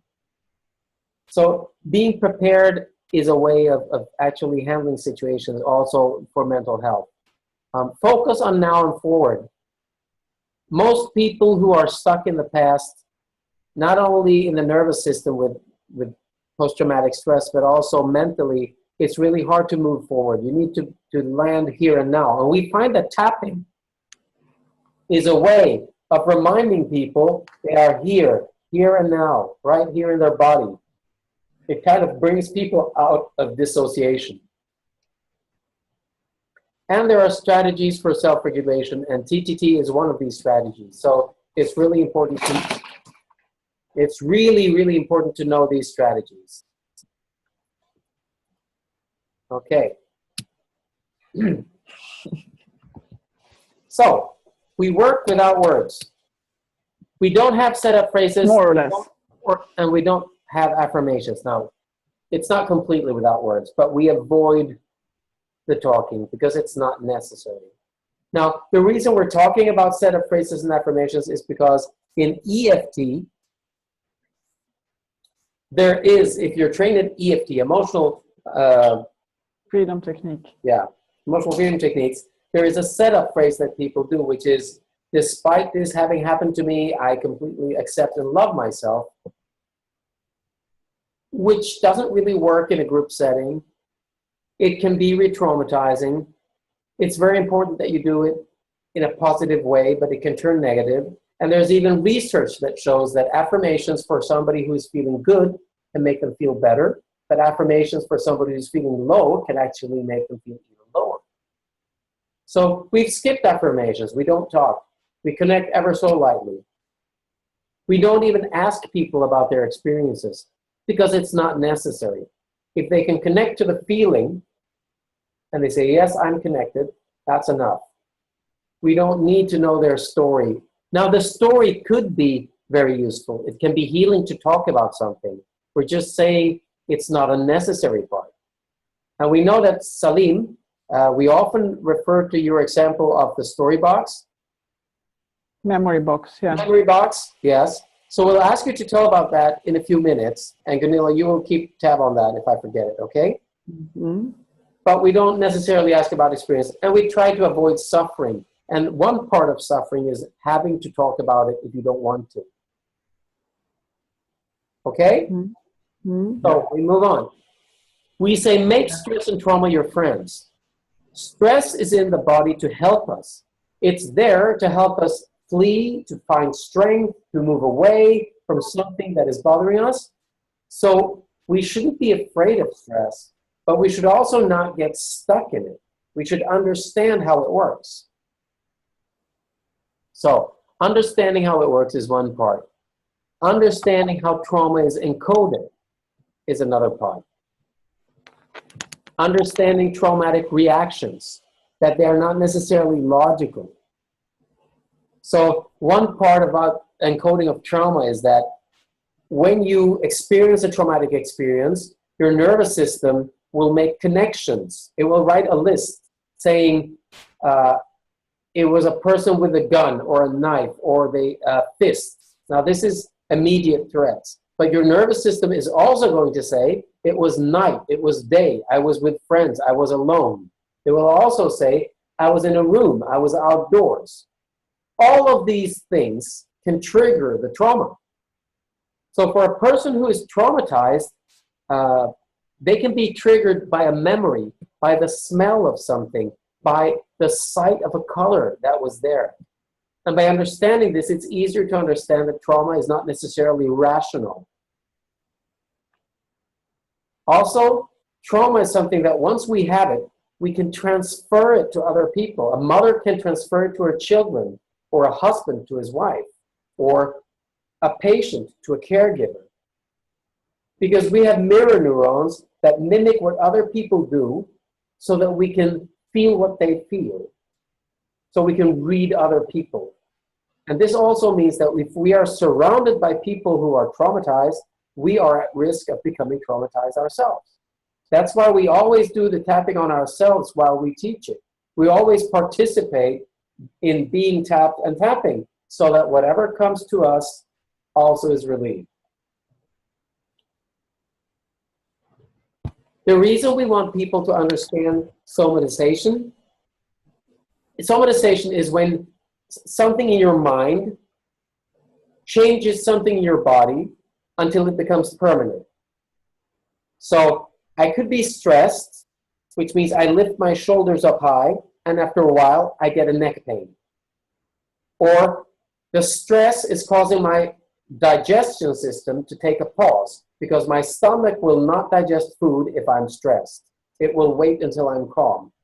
This means after a month or 2 months, I will have digestion problems. Either it will go through too fast or it won't go through at all. Headaches are the same. Sleeping problems are the same. Infections, chronic pain, all of these physical symptoms are manifestations or can be manifestations of stress. And by simply understanding that, people can say, oh, okay, so I'll try this. Maybe I can get, I'm constantly having fevers, I'm constantly having a cold, I can't keep my food, I sleep badly. All of that could simply be stress. And by learning how to self-regulate, you will learn how to be able to address that yourself. And self-regulation is, for example, tapping. When we teach TTT, the actual method you just did, is part of the toolbox. It's one of the methods of self-regulation that we teach, right? So it's shown both as tension tapping and trauma tapping. But we also have other techniques which are extremely useful, and sometimes they're even easier to show if somebody wants an alternative. So head holding techniques is putting your hand on the forehead and another hand in the back of your head and simply holding this. So I'm going to switch out of this so Gunilla can show head holding technique. There you go. Hand on the forehead, hand in the back. Try this out. And what you do is you pulsate like this, very lightly, a little bit pulsating. If you have a severe headache, doing this for 3 to 5 minutes can actually make it go away, even if it's migraine. Yeah, and if you do it for somebody else, it's also very, that's why we sometimes say it is an alternative to tapping, because if some people is very agitated, doing tapping might not be the best thing to do at that time.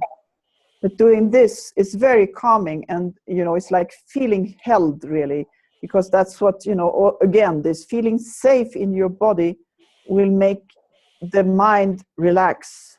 So it's like what we say called working bottom up instead of top down. It's like working to make the body feel safe.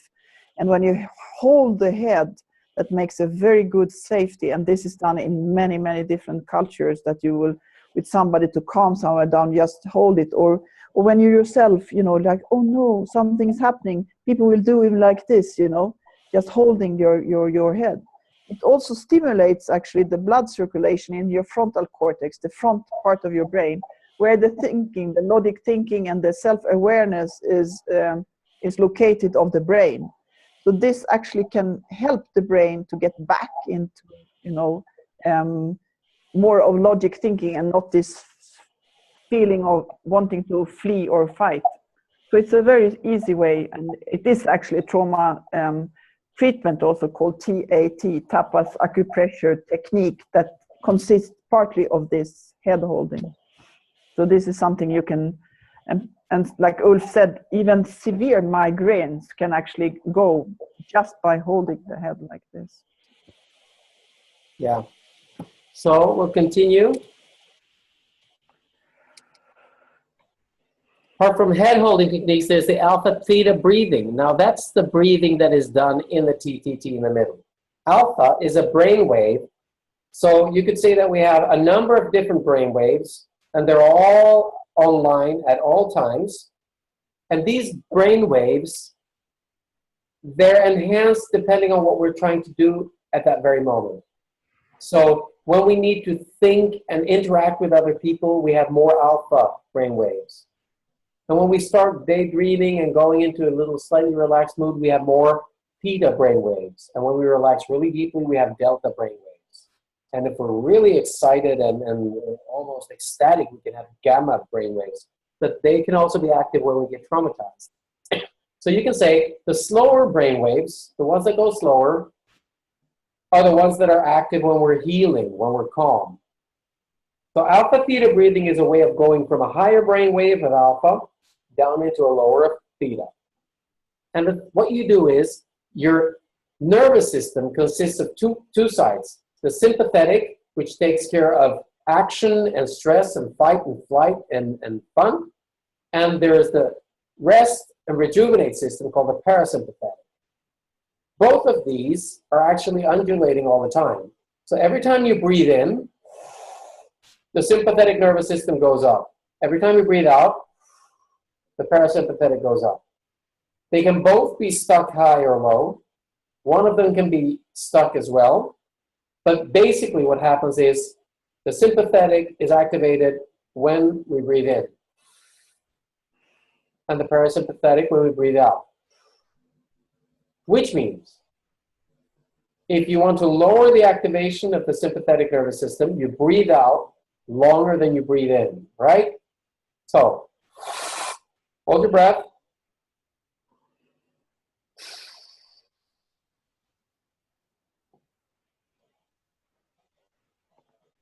By simply breathing out longer than you breathe in, you're deactivating sympathetic, activating parasympathetic.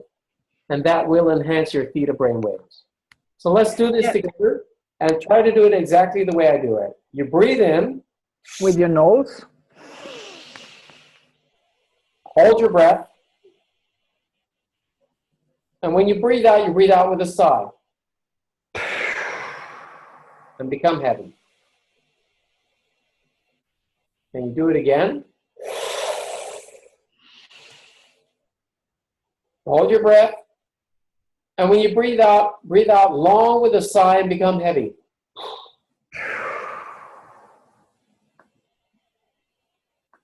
One third time.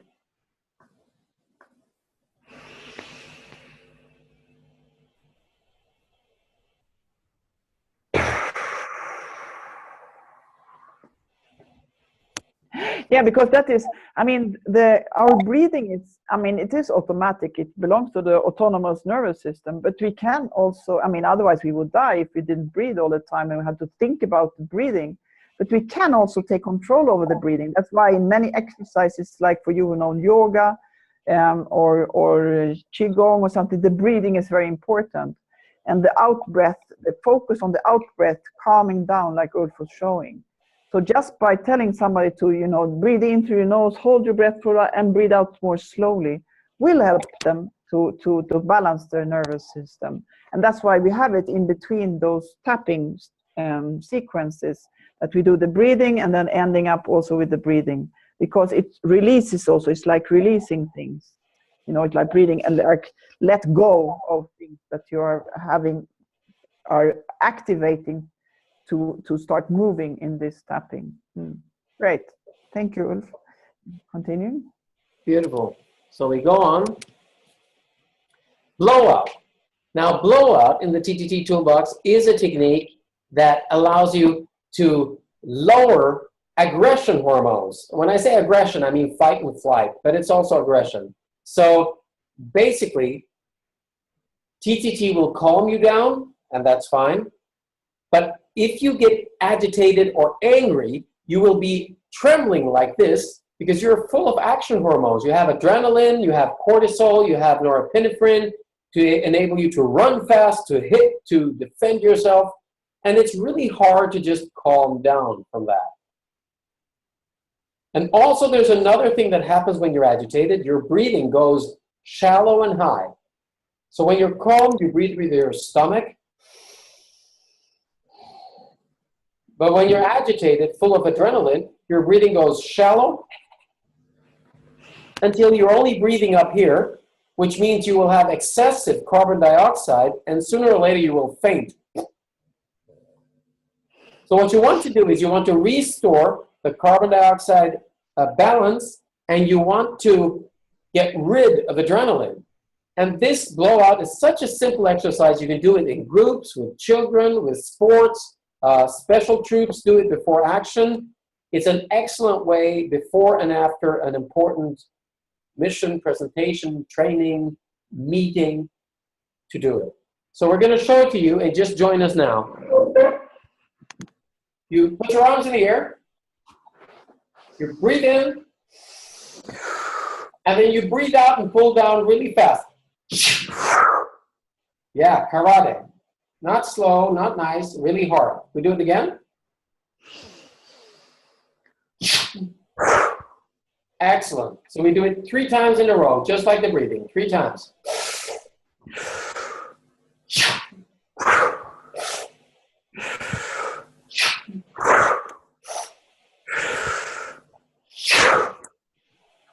Excellent. Any thoughts or reactions or feelings about that? Anybody want to share something? That or the head holding. Is it Yes. okay? Yeah. Hey, Eva. Hey, I was thinking about 2 things. First, about the human touch, the possibility for healing. I think in my friends and people in Sweden are having a lot of showers, because that's a way of touching yourself to relax, and you don't have to think about that. Now I'm touching myself, I'm giving myself something nice, but you get it when you get to the shower, because then it's allowed and it's normal to touch yourself. So that's just a reflection I have been thinking about before, and that was connected again right now. And also about the breathing, I've been singing in a choir this afternoon, just before, a lot of Christmas songs. That was really nice. And when you sing, you also breathe in, and then the breath has to endure for a long time. And that's why I also think that a lot of people likes to sing in a choir, and that really makes you also in a good mood and relaxed and things like that. So we are using it without really have these words for it. That's just a reflection. Thank you. Yeah, thank you. And that's very good reflection, because it's exactly that they have made also research on this with singing, especially in choir, which is very popular in Sweden, that people, that the coherence between people and their heart rate and the heart variability starts becoming the same when you start, when you sing together. Yeah. So it is making people really feel that you're belonging to this group, and that is very healing. So great, thank you so much, Eva. Wonderful. And that is part of why we also teach and train TTT with music.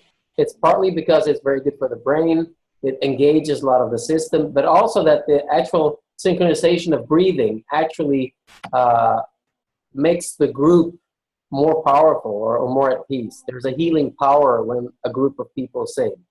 So yeah, I like that. And also, have you thought about that in a movie?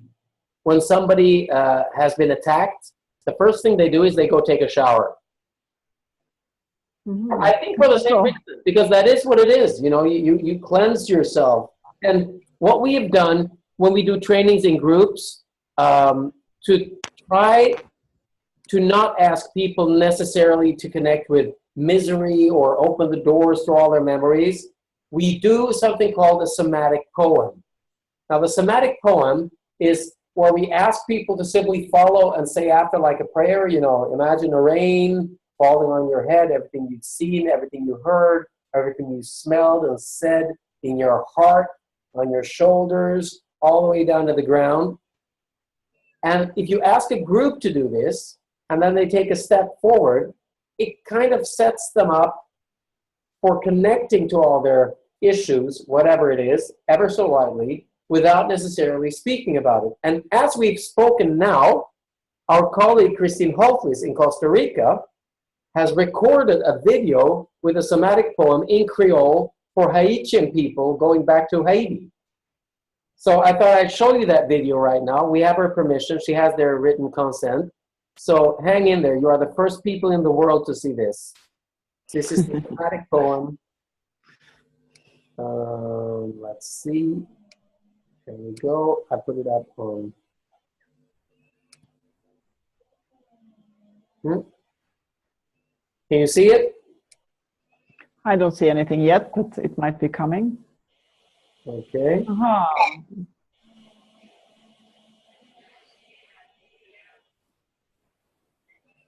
I see your Facebook screen. Is that all you see? Yeah, now I just see your Facebook. Okay, that's weird then. Or I mean, it's from Peaceful Heart, yeah. Yeah, okay. Yeah, now it's there, now it's there. Okay. I'll do it from the beginning. Here we go. It's short.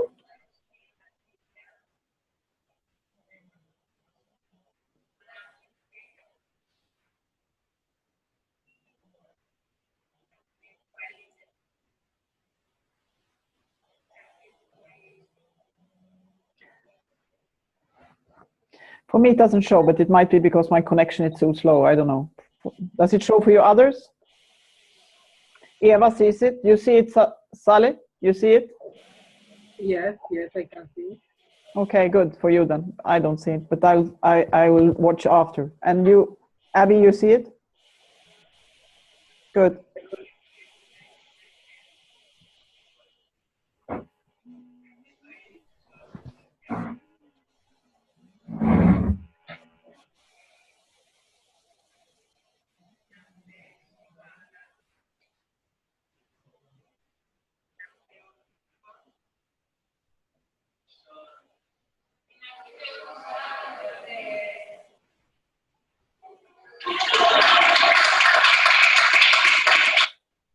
Yeah, there you go.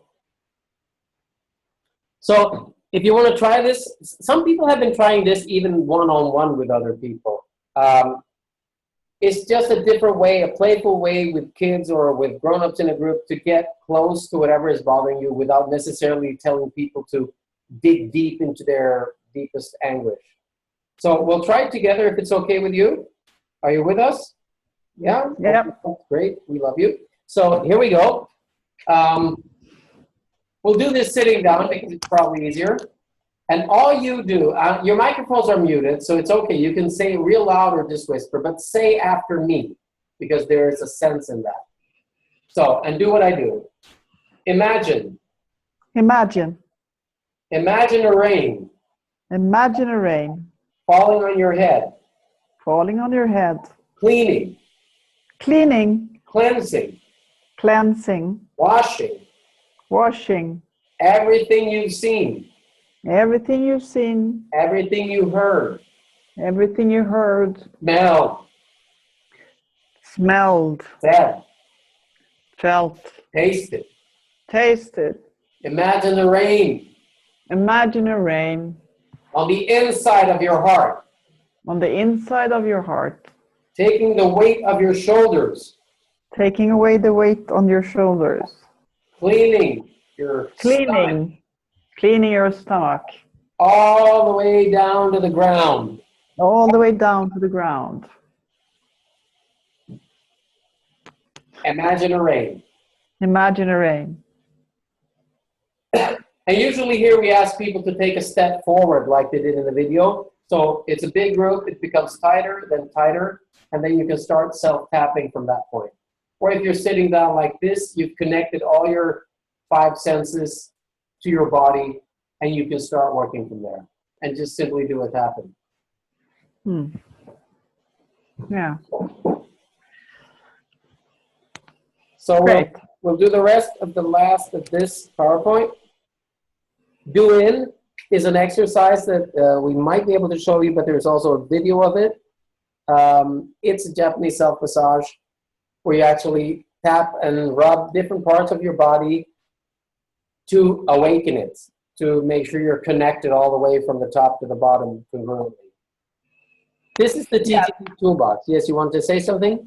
Yeah, I mean, it's just with this doing, it's the same like so many other things, because it's like tapping, I mean, it's like touching or I mean, squeezing or the whole body. And that's also this to just reconnect to the body, since this, what's called dissociation, this that not being really at home in your body is very common when you're traumatized or very stressed. And this is a way of reconnecting very easily. And there is, as Ulf said, a video on our website about this doing, when I'm doing it in Tegnérlunden in Stockholm some years ago. And it is very good. So it's just, in a way, just tapping, touching the whole body from upside down. And we'll see if we can do it in the end, but it's a bit difficult to do it on video actually next time. So good. Yes. Excellent. And then it's the manifesto also, or how is it the next one? It's a couple more. So what we have here is working in cross-cultural groups. So it's great that we have so many people online. We are a cross-cultural group right here. We do the greeting of joy, which is the one that we started out with. And also, we ask everybody to be seen and named like we did with you. We ask you to say who you are, what are your expectations. This takes time. In a 3-hour training, that could be 45 minutes with 20 people saying quickly their name. But it's so important that every person is seen and named and present. So it's part of the whole empowerment. I think it gives a huge benefit to every group training. Find your allies is something we usually say. We always try to work with somebody who is on location, who is there, who already has the trust of the people we want to reach. So, and better even if we train somebody who can train their own people. But we always work with finding allies. Integrity is a vital part. We try not to ask people to disclose stuff in a group that they're not comfortable with, because it's simply not necessary. The somatic poem you just saw and experienced. We work with music, which you will see a video of in a few seconds. We also do a lot of games. So one game that we do, one of Gunilla's favorites, and mine too, is that we simply have a balloon. We see? There she goes. I told you. Yeah, we did that, Sally, didn't we? We did that on Hellestrand with the balloon. Yeah, a balloon is always good. If you have one, if it's available, I know. Because it is also this of, it's a way of getting out of yourself. And with the balloon, nobody will fail, because you can have a, you know, you can pass it around without anybody failing like you could do with the ball. And it brings joy. I mean, people always start laughing when you start having this balloon going from one person to the other. So it is nice. But if you have a ball, you can use that.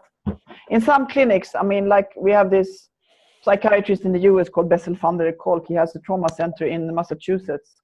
And there, one of his colleagues, he always brings a ball when he goes to the children's ward, or when and because it's like throwing the ball to the child, and then after some time it's like waking up, because you have to, and then you have to look up when you're catching it, and by looking up you actually cannot feel depressed, because you just have to reach up and out of yourself. So it's a balloon or a ball or something like that you can throw to each other is something that is also very useful. We like joy, I mean, because joy and laughter, that is the pure healing. So anything that will make people laugh and feel joy is good for the healing. Yeah, and that's the last point on working cross-cultural groups. Laughter. Because like we said, one way of bringing a group together is to clap hands or sing or breathe. But if you can get people to laugh, the group is connected immediately. Laughter is an immediate bonding glue of society, providing everybody gets to laugh, and nobody's laughed at, of course. Okay, so then there's the issue of self-help versus helping others. Some of you are helping people to help themselves. Some of you will want to help others. So there's just knowing a difference in this.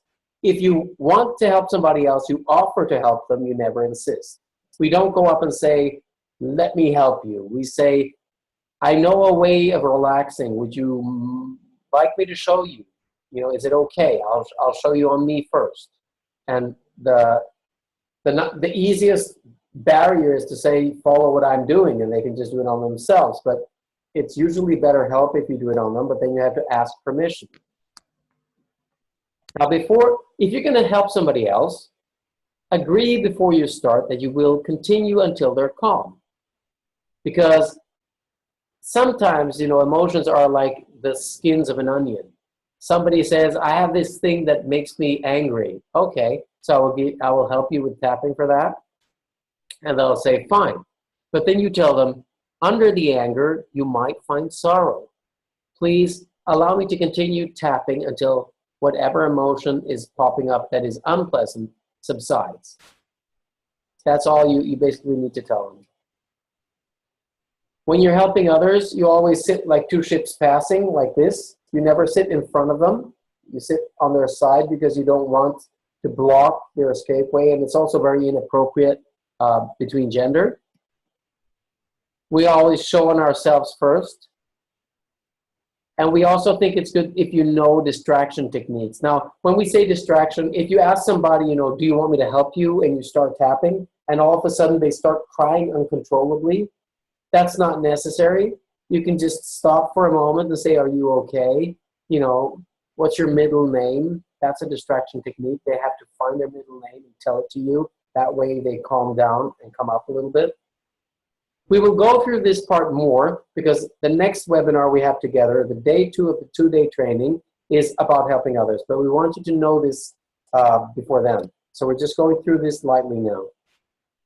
It helps if you trust the method and yourself. And the only way to trust the method is actually to do it.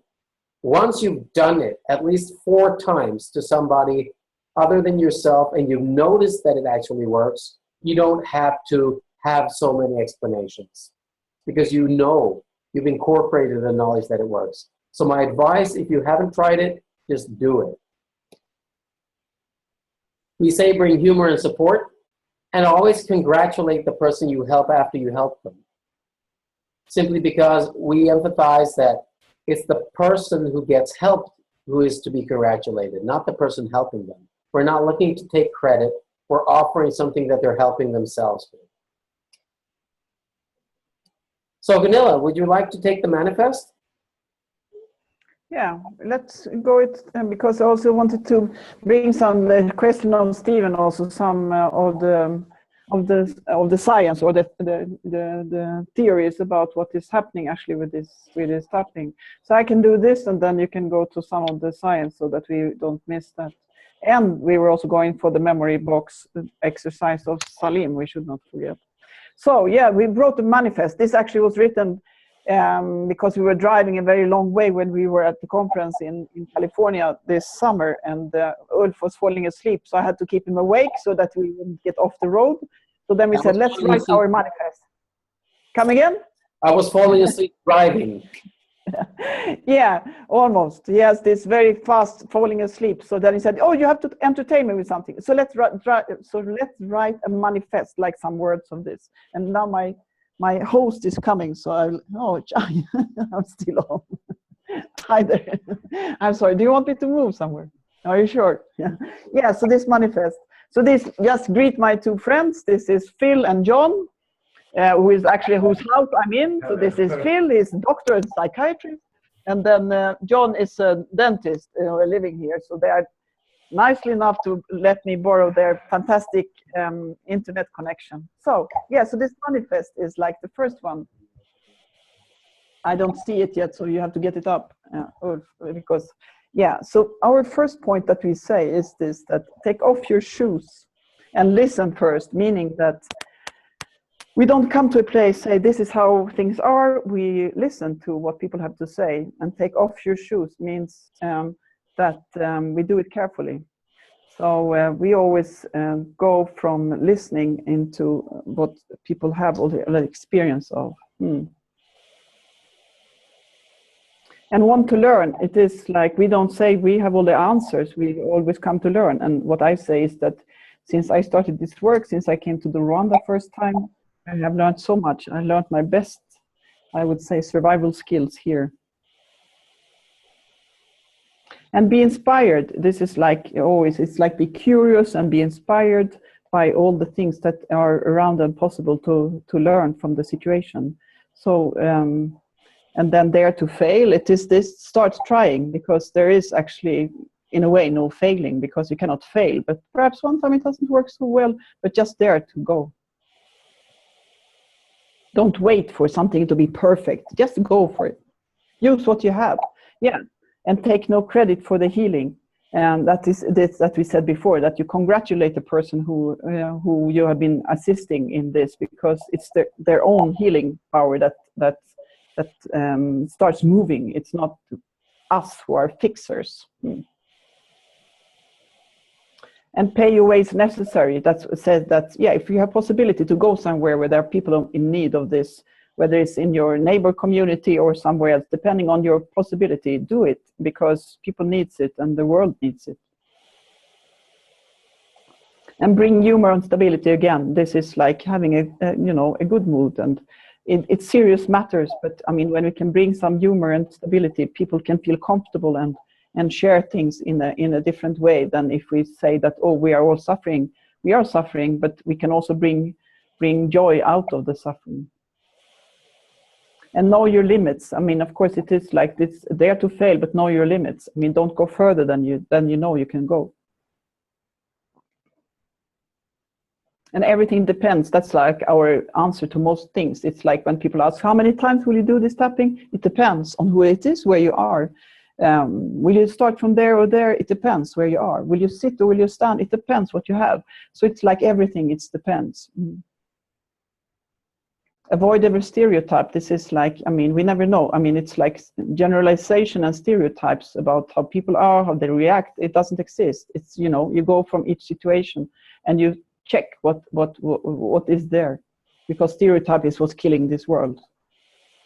Yeah, and basically it is a stereotype to avoid every stereotype, but it's good to avoid it. Yeah. And respect every person, of course. I mean, it is like, and that the person is the one to decide whether you go or not. I mean, it's always this, that it's the connection and the confidence that decides what you do, touching or not touching and all this.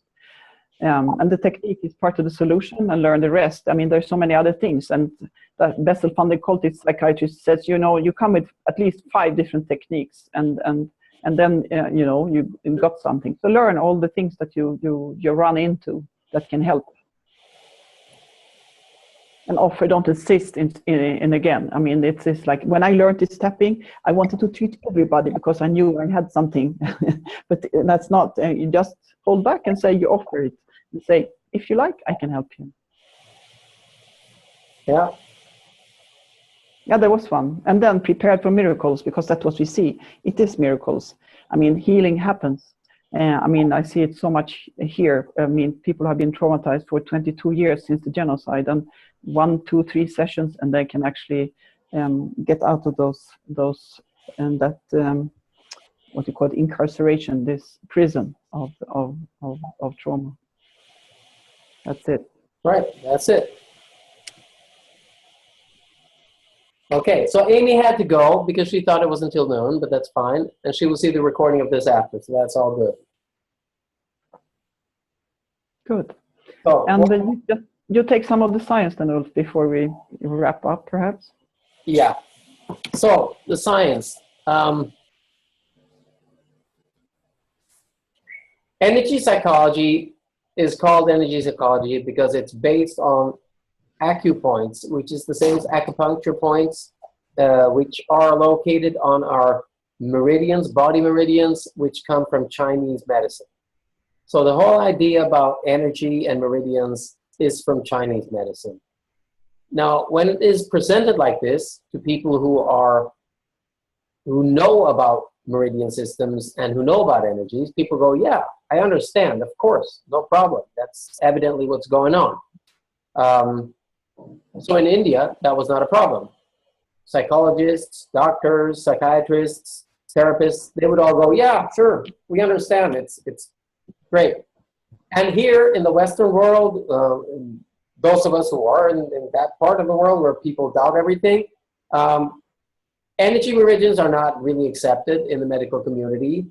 The thought that it is all about energy or energy blockings is not either accepted because there is not enough research on that. So what we have been doing is we don't try to embrace one theory for this. We have at least 6 or 7 hypotheses about what is actually happening and why it's working. And completely honestly, we can see all of them being part of the truth of why this is working. So one is that we're hitting acupressure points which are connected to different organs and could release a blocked energy, which is the theories of Peter Levine. There's another theory, which is Dr. Ronald Gruden, who spent 14 years researching why tapping works. He was simply curious, what is it that's happening? How can this tapping release a trauma? There has to be a neurochemical here somewhere. There has to be a neurobiological explanation as well, because even if it is an energy, it's a measurable energy, and there has to be a hormone or something that is actually working in the background. So he looked at a lot of research, the research of touch, the research of how certain points of the body send more information to the brain than other points of the body. For example, if I tap on the back of my hand here, the amount of information reaching the brain will be fairly small. If I tap on my face, it will be 90 times more information neurologically of that tapping reaching the brain. So just the amount of information on these points is a lot more than any other point of the body. The second thing we're going to look at is what are the actual results of all that information reaching the brain? Well, in this case, when it comes to touching the body in this way, the delta wave, we have the alpha, the theta, and then we have the delta. The delta wave is enhanced, which affects certain hormones and acids and glutamates in the body. And if a trauma is encoded, it will be encoded into receptors of the amygdala, and these receptors will be hard-coded into whatever happened at that time. So when you smell a burning candle, it can trigger the traumatic memory of when a house burned down.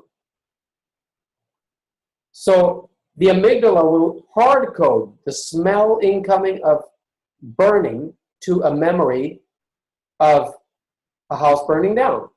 And this hard coding is done in what is called the AMPA receptors of the brain. So if you calm down the body or the whole nervous system when this is active, the glue that glues these two together, the stimuli and the memory, will actually unglue. Which means the next time you smell a burning candle, the memory of the burning house is not triggered. So basically, memories are unglued from the emotions that are attached to them. And there's lots of more neuroscience in this on Dr. Ruden's hypothesis, but we don't need to go into that. We just need to understand that there is an explanation, which is well-founded and scientific, that says that calming down your nervous system when you have an emotional reaction triggered by a memory can unglue that.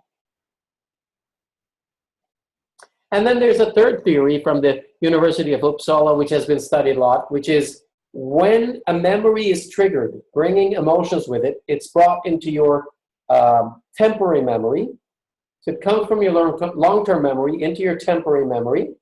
And if it is disturbed in any way, even positively, it will change before it's stored again. And the tapping actually calms down the nervous system. So a traumatic memory is brought into your short-term memory, your working memory.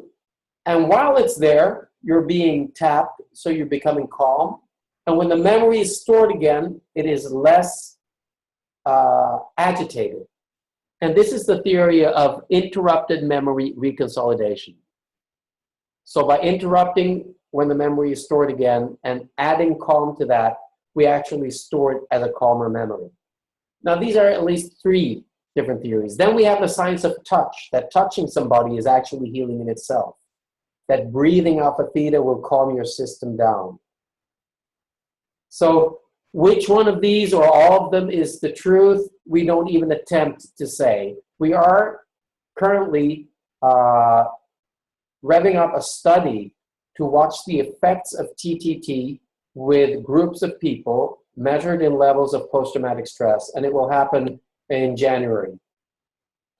But when it comes to mental health, getting biomarkers like measuring the level of stress in the saliva or the blood or cortisol, it's really tricky. So we need these hypotheses, and we need to know they exist so that you can say, if somebody asks you, yes, there are some explanations, and you can mail us and say somebody wants the research, we can mail you whatever research we have at the moment, and you can use that. But just so you know that there are more than one explanation models. Okay, any questions on that? Yeah, any questions? Stephen, are you satisfied? Are you there, Stephen? Avi wants to know if there's going to be a... Right, Avi, I hear you.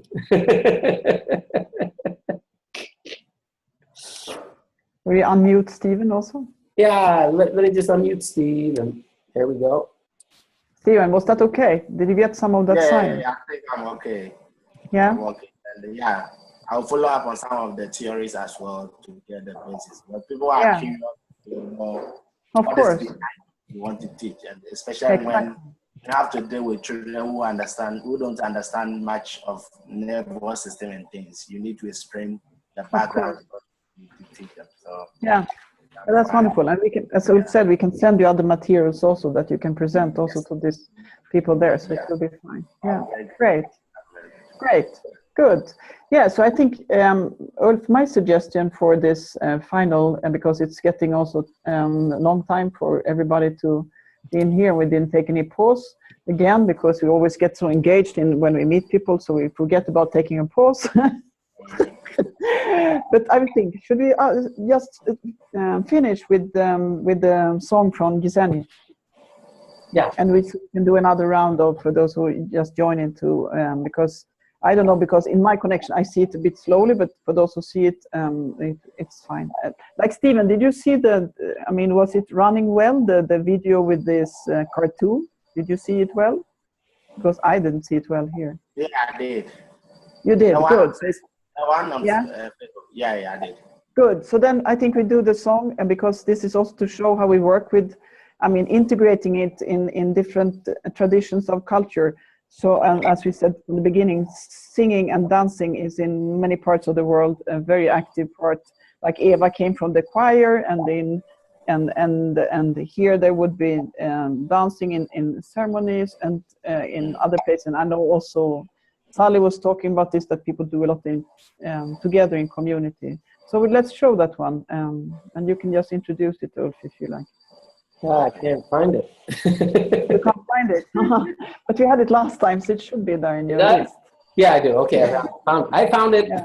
You found it, great. Okay, so if any of you really needs to run for 2 minutes somewhere, this could be a moment, because we might want to talk a chat afterwards, and you can watch this movie online as well. But if you're sitting down, we're going to watch it, discuss it, and see who has extra questions. Then we're going to wrap up, and we're going to give you a date in a mail for the second day of this training. And we're going to give you what we need you to do during that time, okay? So here is a short song, one of the ways we've been teaching it. And we're because the introduction of your own. Yeah, but the introduction to this song is then that Ulf is also a musician, a professional musician. So when we're starting to see that people did songs about this TTT, we said, let's make one ourselves, Ulf self. So we did it, and then it came to Rwanda 2 years ago, and we did it together with some acrobats in Gisenyi, in the west part of this country, and this is the result.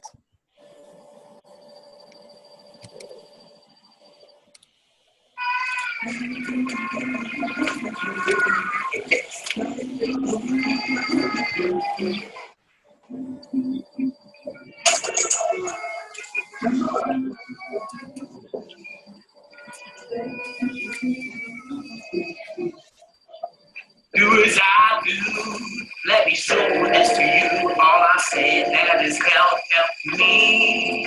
If you wanna let go of the misery you know, if you wanna set your nightmares free, TTT. Now look at the left side of your hand where the little bit meets the heart. That part is called the karate spot. This is based on a beat called Come Along Now.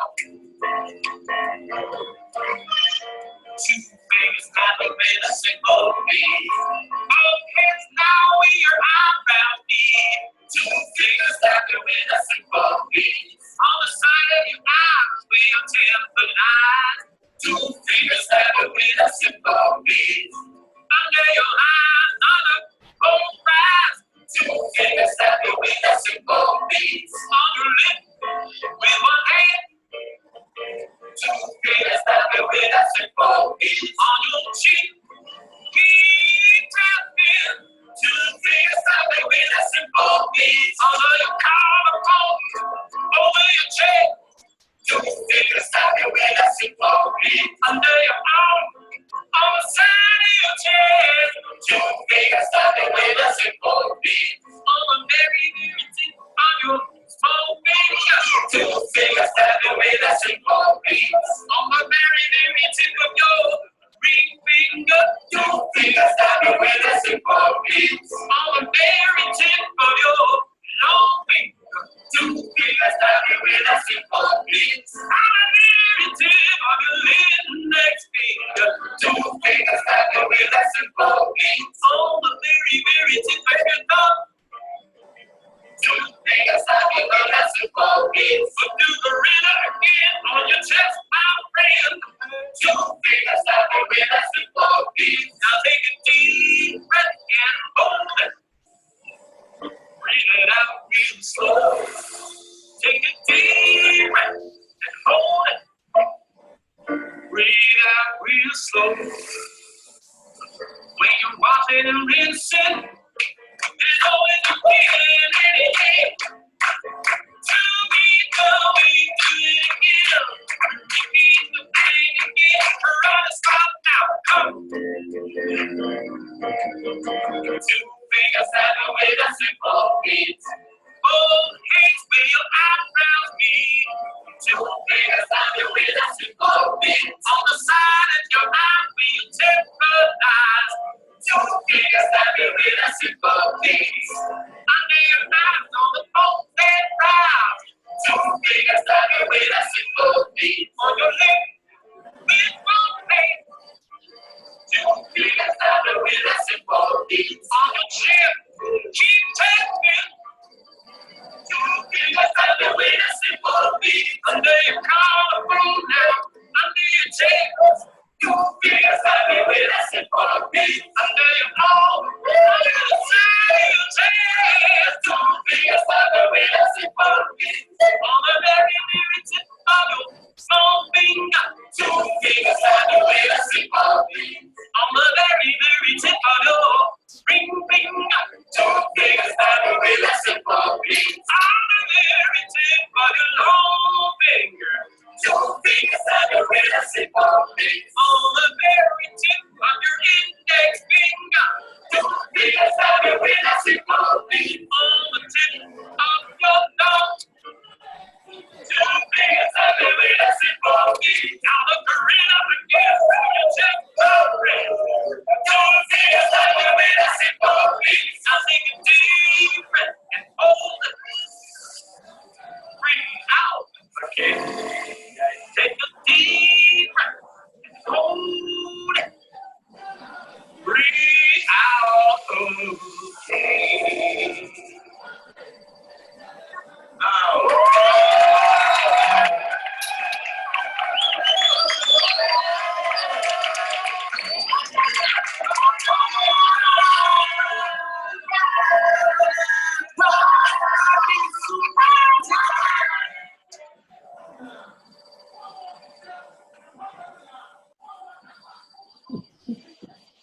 Yeah.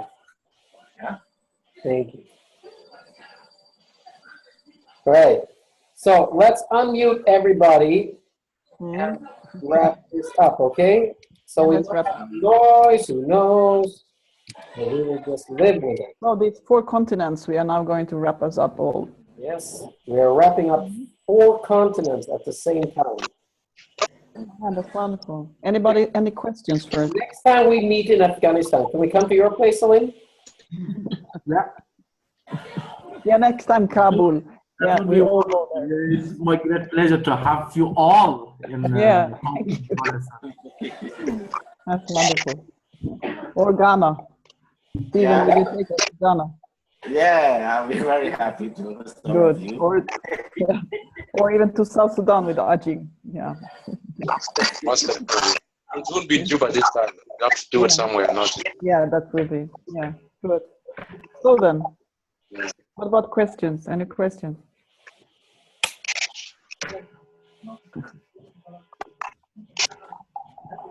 Thank you.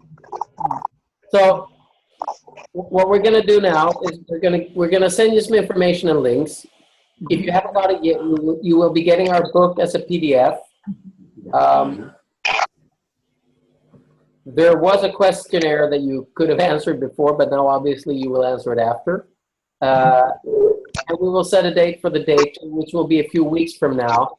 And on this date, you will bring somebody that you can tap so that we can give you feedback on the actual chapter. Yeah. I mean, I suppose it will be Jan, not before Christmas. It will be January. Yeah. Yeah. Great. So is it going to be in January? Or are you standing in it? I didn't hear that. Did you hear? What did you ask, Ajing? I said, did you say it will be before January, before December, Christmas, or? No, it will be January. It will be January. Right. We will have the whole Christmas to practice, and then we'll see what happens. Okay. Great. So. It's such an honor and pleasure to have you all online at the same time. Does anybody have something that you want to add? Question, reflection, anything? I just want to add a comment. I mean, about the video we just watched. Okay. I've watched twice. I've watched it twice on your website, but I didn't know that was Hulk actually singing in songs. I thought it was another guy. I recognized Gunilla. Just knew Gunilla was the one there. But the guy that was actually reciting the song was a completely different person. I was like, who might be this guy, man? You really, really have that voice, and you're actually guiding those guys. I applaud you for that. That's good. Yeah, now you met him, this Ulf. So, but your own voice is fantastic also. So I will recommend you all to go to our website and listen to Ajing's song in Dinka. It's a beautiful one. Very nice. Great.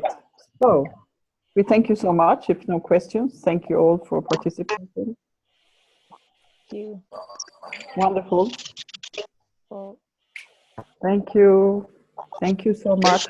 Before we meet again and hear your experiences everywhere you are, and don't hesitate to contact us at any time. Send an email, send something, and we will always answer. It's wonderful. Right. And one day we will all meet in the same place. Yeah, one day we'll all meet in the same place, wherever that be. We'll see who is first with an invitation. Yeah. Good. See you then. Thanks, baby. Thanks, Eva. Bye. Thank you. Keep tapping. Yeah. Bye-bye. Bye. Bye.